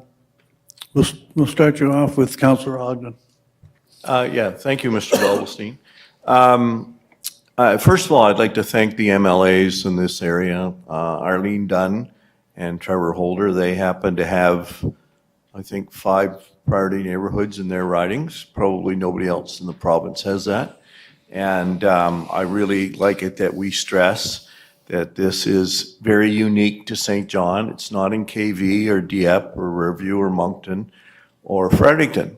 We often build schools on cultural and language and rural, whatever, but we've left out urban poverty, especially child poverty. So this is really good that we're getting 2 schools. And again, I'd like to thank those MLAs for this, and that they are community schools. So the cookie cutter thing that comes out of Fredericton, we know doesn't work for St. John and has never worked for St. John. I'm glad I see the timelines, because if nothing ever gets done if you don't give somebody a deadline. And I just want to make sure that we as counselors who are on the street every day are involved in this process too. Because, for instance, this North End school's been talked about for 30 years. And I know the South End school's been talked about a long time, but the North End one's been talked about a long time too.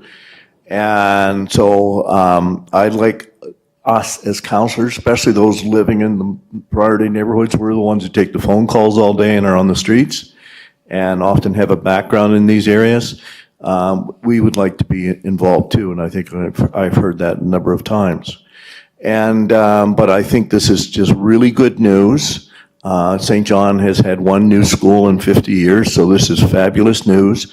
We've lost about 25,000 citizens in the city of St. John. The area of Main Street alone had 5,000 people because of poor planning, and now trends are changing from environment. Both these communities are walking communities. We used to build schools for cars. Both of these are walking communities. So the whole world is changing. People love small cities, and we should keep that in mind. So let's not do what we did at Havelock School, or Seaside, what they call it now, where the school was built far, far too small, and people didn't listen to us on the street because people warned about that school being too small, and nobody listened. So I'm glad that you're here in front of us. I think I'd encourage people who live in these areas to get out, because these areas are going to become much more dense in population, and density in population lowers taxes. Thank you.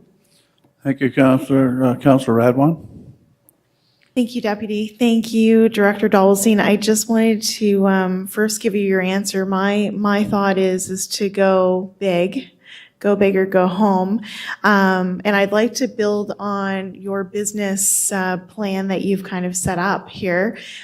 So yes, obviously 1 in every 2 children are in poverty in these areas. But, you know, the city also brings 25% of the GDP to the province. Another thing that I think the province needs to keep in mind is that we house heavy industry, and we haven't been getting our fair share of taxes from heavy industry or from the province. The community centers, which the city has, I'm not sure how long it's been, but it's been quite a while, funded, saves the province a lot of money. I mean, I can go on about it, but mental health, social development, you know, just even like Horizon would be saving money. So this is something that, you know, I think that we've really done in partnership with trying to help the province. And, you know, obviously, I think the number one reason that people want to move into a neighborhood is that there's this good school there for their kids. So even though this is in 2 other wards that are not mine, this whole council's number one priority is growth, and this is going to drive growth, which, by the way, is going to drive revenues right back into the province. And I think if we're not ready to support that growth, then they won't make as much money, and neither will the municipality finally in the end too. So the community hub is extremely important. Now, not based on anything that you said, Director Dolstein, but I will say that I think that to say the community needs to fundraise for all of these sorts of things like playgrounds and things, I take a little exception to, and I mean, obviously you're being the messenger for the province, but I'll tell you why I take exception to it, and it's because we haven't had fair taxation here, because we have been the driver of the GDP, because we've been housing heavy industry, because we've been trying to be a strong partner with the province. We need to be able to see the province come back and say, you know what, we know. And we're going to invest in the north end and the south end, and we're going to help you drive growth. Thank you, Councillor. Councillor Hickey? Thanks very much, Deputy. We all know the story on the school. It's been a long time coming for the community, be it for both the north end and the south end. I think since 2018, it's become very clear the need and the value the community hub model would bring to both communities. And I think it becomes the vital part of each of those schools' proposals and what is the make or break in terms of success on those proposals as well. Which leads me to my incredible frustration on this point. The province is now turning to the communities and saying, we need $14 million to make that vision happen. A vision they have taunted in front of us budget after budget for the last 3 years, telling us these projects were going to happen. And they're going to turn around to us and tell us that we need to find $14 million if we want to make these visions happen. It's not on us. It's not on us to make a decision about what model they want to endorse. If they don't want to take the community hub model, then they should bear the consequences as such. The neighborhood I represent has 49% child poverty. If they don't want to take on, if the MLA from this riding and the MLAs from this community, who make up a majority or a good chunk of the provincial cabinet, don't want to take on a community hub model, then let them bear it. I don't want our team spending time on a project that isn't ours to spend time on. Can I call you on a point of order, Councillor? Like, nobody has said that the MLAs don't want this, and the Department of Education has said they spend so much money on the school, but there could be money from other departments. So try to keep it in scope, please. Well, what I'd keep in scope is encouraging them that if a cookie cutter approach to education and to building new schools in this community isn't working, they should pick up the phone and call social development. It's their department. Don't turn to us.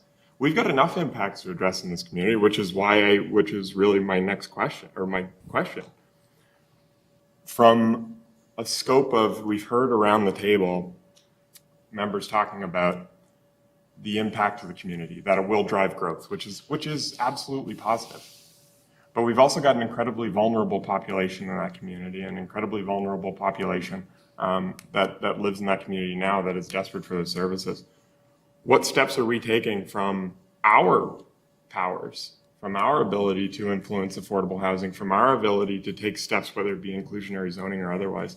What steps are we taking to make sure that that school doesn't negatively impact the folks who already live in that neighborhood? Okay, we'll have to come back to you after you answer this question. Sure. Through you, Deputy the Councillor, maybe I'll take those questions in order. So I think the first part, and I think I can hear through the comments of what you're asking in terms of why is the province pushing this back. And I won't speak for the province, obviously, but what I will say, what I've learned through the process is different communities have different needs. And the province doesn't want to assume they know what the needs of the community are, even though other departments might know what some of those needs are. So what I learned, certainly in visiting other schools, is other communities, maybe in more affluent neighborhoods, they don't want a hub. They want things like a walking track for their kids, or they want a double gymnasium with a scoreboard. Whereas we heard from the community, we need childcare spaces. That's what we need. We need space for programming for parents and kids. So to that point, the Department of EECD says, we're just going to build a school, and if you want anything else, communities, you tell us what you want, and then you go get it. We have a policy where we can incorporate it as part of the new school, but you have to go do it. It doesn't mean we can't talk to other departments, which is what, again, we're proposing. So the province hasn't said no to us, and I just want to make sure that we state that publicly. They've just haven't, that specific department has a general policy they cannot fund community amenities as part of school. So that's just the point of clarification. But to your other comment about, is there a risk of what I might call gentrification if we build a new school in the south end or the north end? And I guess there'd be two comments I would have. Absolutely, that is a fair thing to be thinking about, and it's something that our planning team is thinking about. But I would have maybe two observations. One, we haven't noticed any sort of gentrification that we could put our finger on the west side, where we have a brand new school. Right? There wasn't massive changes in property values in those communities. Obviously, it's a good thing for the neighborhood. And the south end and the north end are different neighborhoods entirely, right? So we have to view things on their own. But I guess the other point that I would make, and I don't mean this as a critique, it's more a rhetorical question, but do we not also think that children in impoverished neighborhoods also deserve a brand new school? And I know you think the answer is absolutely yes, right? So we want to make sure that the best education opportunities are going to all of our residents. And that does mean, though, that we also have to put it in where many of them live. And unfortunately, we have high clusters of poverty. So we absolutely do have to make sure that we are going to take steps to address that. So we have an affordable housing action plan, and we are working very closely with developers. I will say that we have 1,800 residential units which we've received applications for as a city in between these two catchment areas of these schools. And a few of those developers have said they're just waiting for these schools to be built before they start construction. So we're going to start seeing unlocked some of this catalytic growth, which I know you've been advocating for. But absolutely, we have to ensure that the poorest among us aren't left behind as well. And that's certainly very forefront to staff's mind as well. So thank you. It's a good question. Thank you. Councillor Harris. Thank you, Debbie. All for the growth model. Obviously, I don't want us to miss a single beat of the opportunity to make sure that we get that growth model for these two schools. God, when I ran in St. John Harbor here in 2020, that was the highlight, right? That this was going to happen by next election. Little disappointed that we're going to be 2 years beyond that now, but it does look like a gorgeous representation of the type of education system I hope this province has, wide scale in the next years. But my question is, what is how are we going to, so we have a lot of moving parts of this, and I'm not really clear how well equipped we are to handle a curveball at this point in time. So you go away with this and you guys say, great, council's given us a mandate and we're going to go after the growth model. What happens when you get a curveball and there's two departments that say, sorry, it's just not in the budget. We can't do that. What contingencies are we building in? What decision making does council need to do in the interim or do we need to be prepared to make if those curveball come? I'm just trying, I'm thinking about creating a resilient environment so that we don't miss the growth opportunity for those two schools and end up with the basics because we were too slow moving or we weren't ready for it. Not that I'm accusing that, I'm just curious at how you've built that out and how you guys have built that into your team model here. I think the CAO would like to.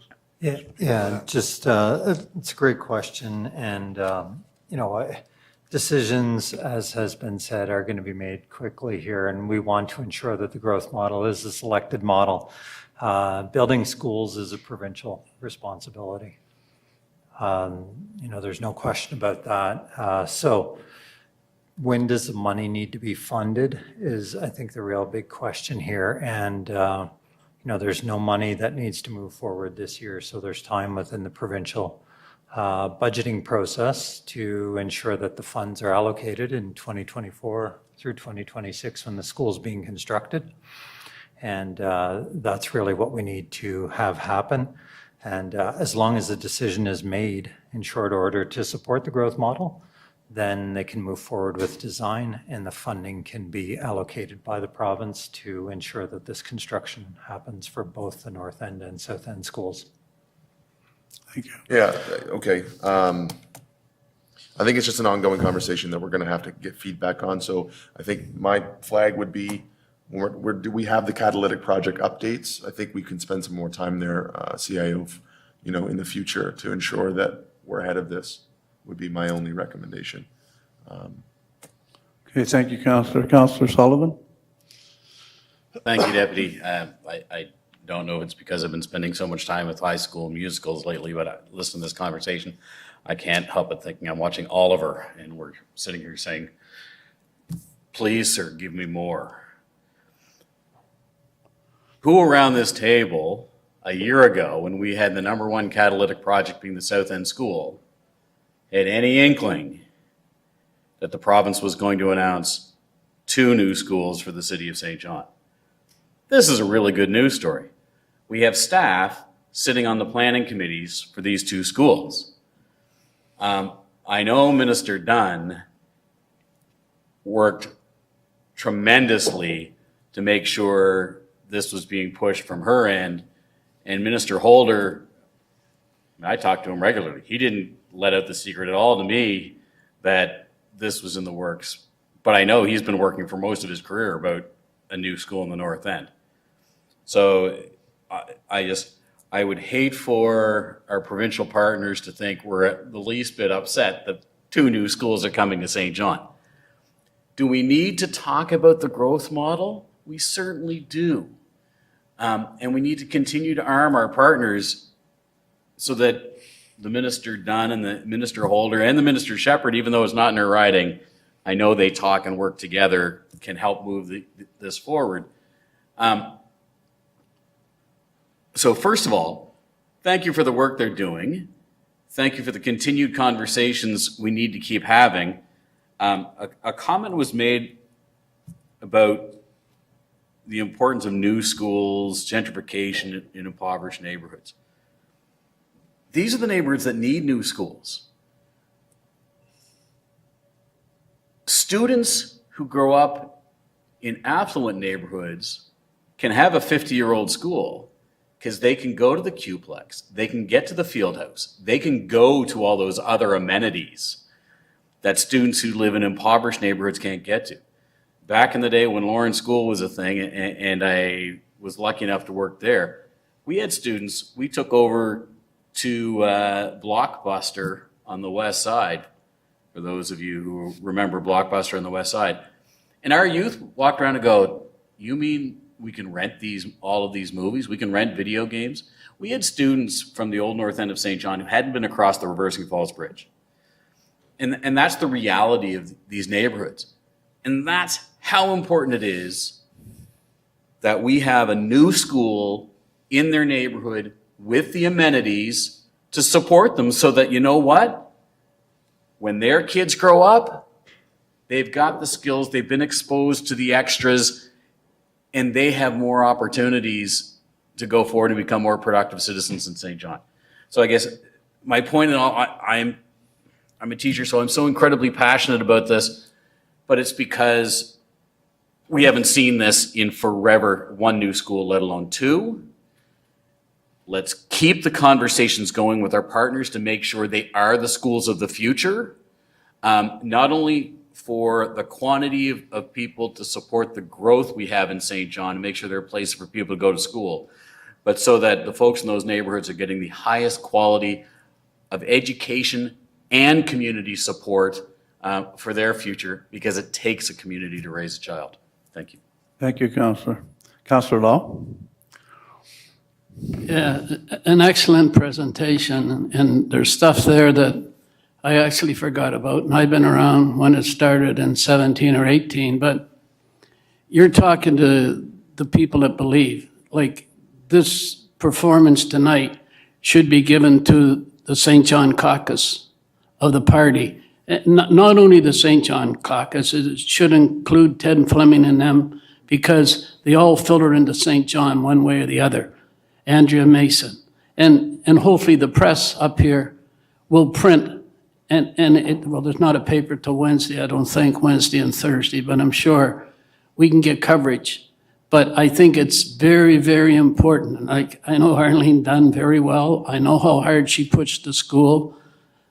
But we got to convince the other members, MLAs, that it's needed in these two areas of St. John. And it's going to be a political decision whether we build just a school or we build more than the school. And I had the opportunity, I don't know if it was an MLA or what I was, John and I, Deputy Mayor, we went up north and visited these schools up there that were built by federal money. Unbelievable. Dental office, 2 gyms, running tracks, it's unbelievable. But we have to get the word out to the politicians, and not just Trevor and not just the lady here, that we need a hub. We need something for these areas that where the priority kids are. Thank you. Thank you, Councillor. Councillor Killen? Thank you, Deputy. I think it's important that we have these conversations in public so that our, counterparts around the province can understand what we're thinking here. I don't think it's about being negative. This is a 50 to 70 year investment that we're deciding something that's going to be here for potentially almost, if we keep it nice, even longer than that. So I don't think it's wild and crazy that we're worried about the gentrification. As someone who was literally pushed out of the Fundy Heights neighborhood because the housing prices went wild and crazy because of the school, those used to be $100,000 to $150,000 houses, and now they're in the 200s and 300s. So you can't say a school isn't going to make a neighborhood more valuable on the real estate market. So I really reject that, especially as someone who, the place I was living in was sold the first time for $150, and then the next year was over $250, and that was in the span of a year after the school was built. So I think we need to be really cognizant of that and understand that what are we going to do as a city when it comes to zoning? What are we going to do as a city when it comes to ensuring that those children can stay in those neighborhoods and their buildings aren't being sold and their parents evicted from them? That is incredibly important, and that's our domain. So what are we going to do about that? And how is the province going to ensure that they're enabling such things as well? And this isn't just a place that becomes a school for rich kids. Thanks. Thank you, Councillor. Councillor Hickey, you're round 2. Thanks very much, Deputy. I'll be brief. And I don't want my comments to offer any shadow on the school as a whole. I think the project is incredibly valuable for this community. We all know it's our #1 catalytic advocacy project. My concern is that we are once again getting pushed into a coordination seat where we have to bear the brunt of this community work that needs to be done when it shouldn't be ours to do. Our policing costs are up $2 million this year because our community is in a mental health crisis that's going ignored.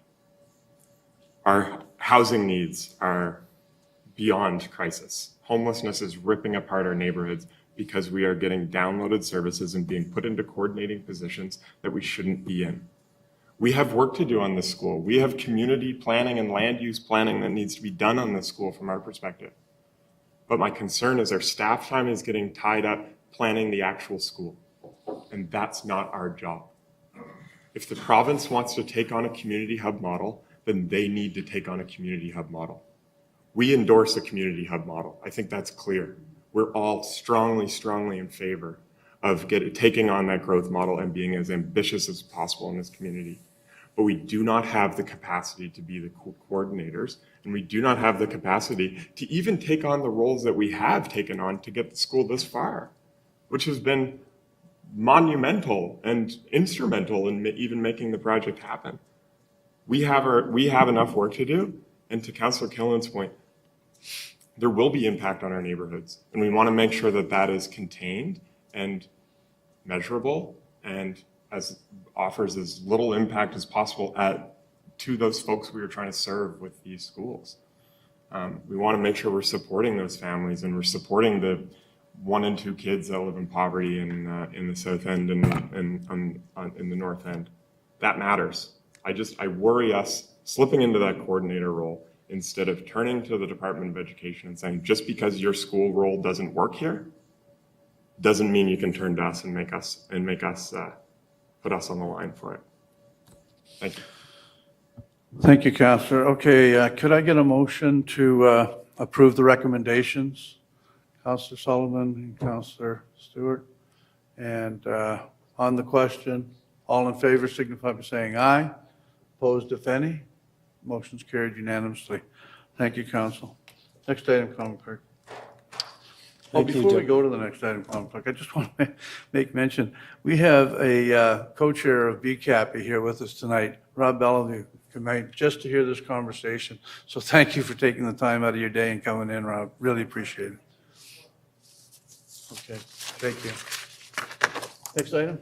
Thank you, Deputy Mayor. Next item is under general correspondence. It's item 15.1 on your agenda. Crane Mountain Enhancement, Inc., a letter of thanks with request for information. The recommendation is to respond to the request for information. Can I get a mover for the recommendation? Councillor Sullivan, seconder. Councillor Radwan, all in favor, signify by saying aye. Opposed, if any, motion's carried. Next item? Next is 15.2. It's a ticket purchase request with a recommendation to refer to the clerk's office to purchase Get a mover tickets. for the recommendation? Councillor Sullivan, Councillor Ogden. On the question, all in favor, signify by saying aye. Opposed, if any, carried.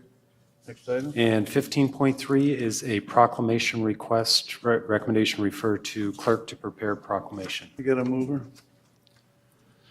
Councillor Norton, Councillor Sullivan, on the question, all in favor, signify by saying aye. Next item? And next are the items that came from Committee of the Whole. So the first one is item 17.1, and that's regarding appointment to St. John Board of Police Commissioners and security clearance requirements. And the resolution would be resolved that the security clearance requirements for council appointees to the St. John Board of Police Commissioners and for members who sit on the board shall be reliability status level 1, enhanced as defined by the Treasury Board of Canada Secretariat, and further that staff be directed to prepare a letter for the mayor's signature to the Minister of Public Safety requesting that the province of New Brunswick adopt reliability status level 1 enhanced as a security clearance requirement for its appointees to the St. John Board of Police Commissioners, and seeking confirmation that the decision of council on security screening for its appointees to the St. John Board of Police Commissioners will not contravene the pending police legislation reform. Okay, I'll get a mover and a seconder. Okay, Councillor Killen, Councillor Ogden, on the question? No question? On the question? Speak for a moment? Huh? Deputy, can I have a moment to speak? Yeah, you're allowed to you. speak. So We're I gonna have want her vote right after you speak. Yes, I will. I just want to, I want to acknowledge this because this has been going on since December of 2021. I want to thank the staff, the General Counsel's Office, and my colleagues on recognizing our role in chipping away at issues related to negative systemic realities. Systemic racism and poverty directly relate to the criminalization of oppressed groups. Police reform involves the voices of all, not just a few. We need an open and honest, transparent commission and police department that reflects who our community truly is.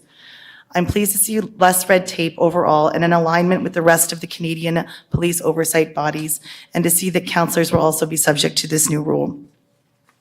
This one change took over a year to address and is only a tiny change as it relates to the massive challenge of taking on systemic issues. We need to be a lot more open and swift in implementing changes like this to ensure a truly equitable community. Thank you again to General Counsel's Office who exhaustively researched this. And I want to significantly and sincerely thank Matt Martin for all of his outspokenness and how he brought this to light so long ago.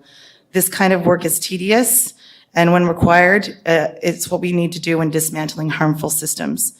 We need to continue to do more, and I truly appreciate this council for recognizing our power in changing these sorts of things, so thank you. Okay, thank you.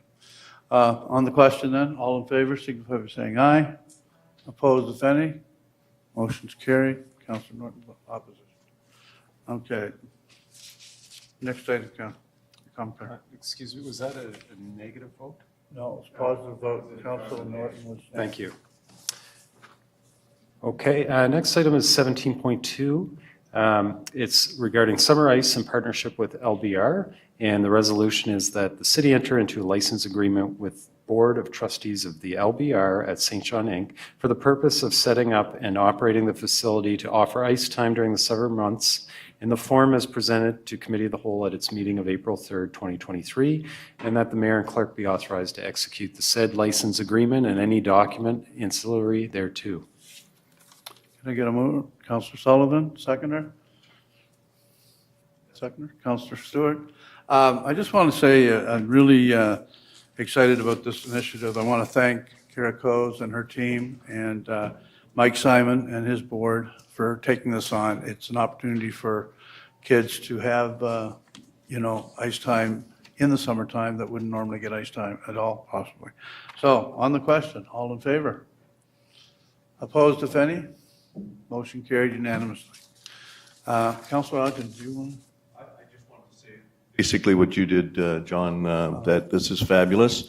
And I just want to add in a little idea that we could build some community rinks, outdoor rinks with maybe artificial ice in the future and to keep the cost down and have it year round that we have more kids because children need to be encouraged.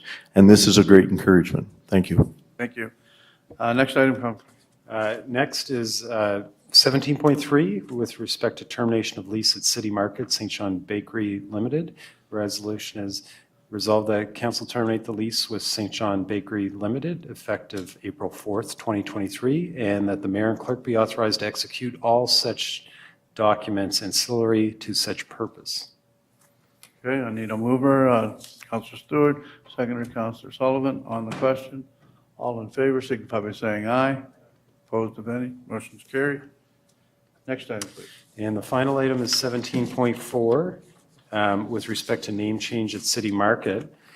The resolution is resolved that the city consent to the trade name change requested by 514807NB Inc. as presented to Committee of the Whole on April 3rd, 2023. Okay, can I get a mover?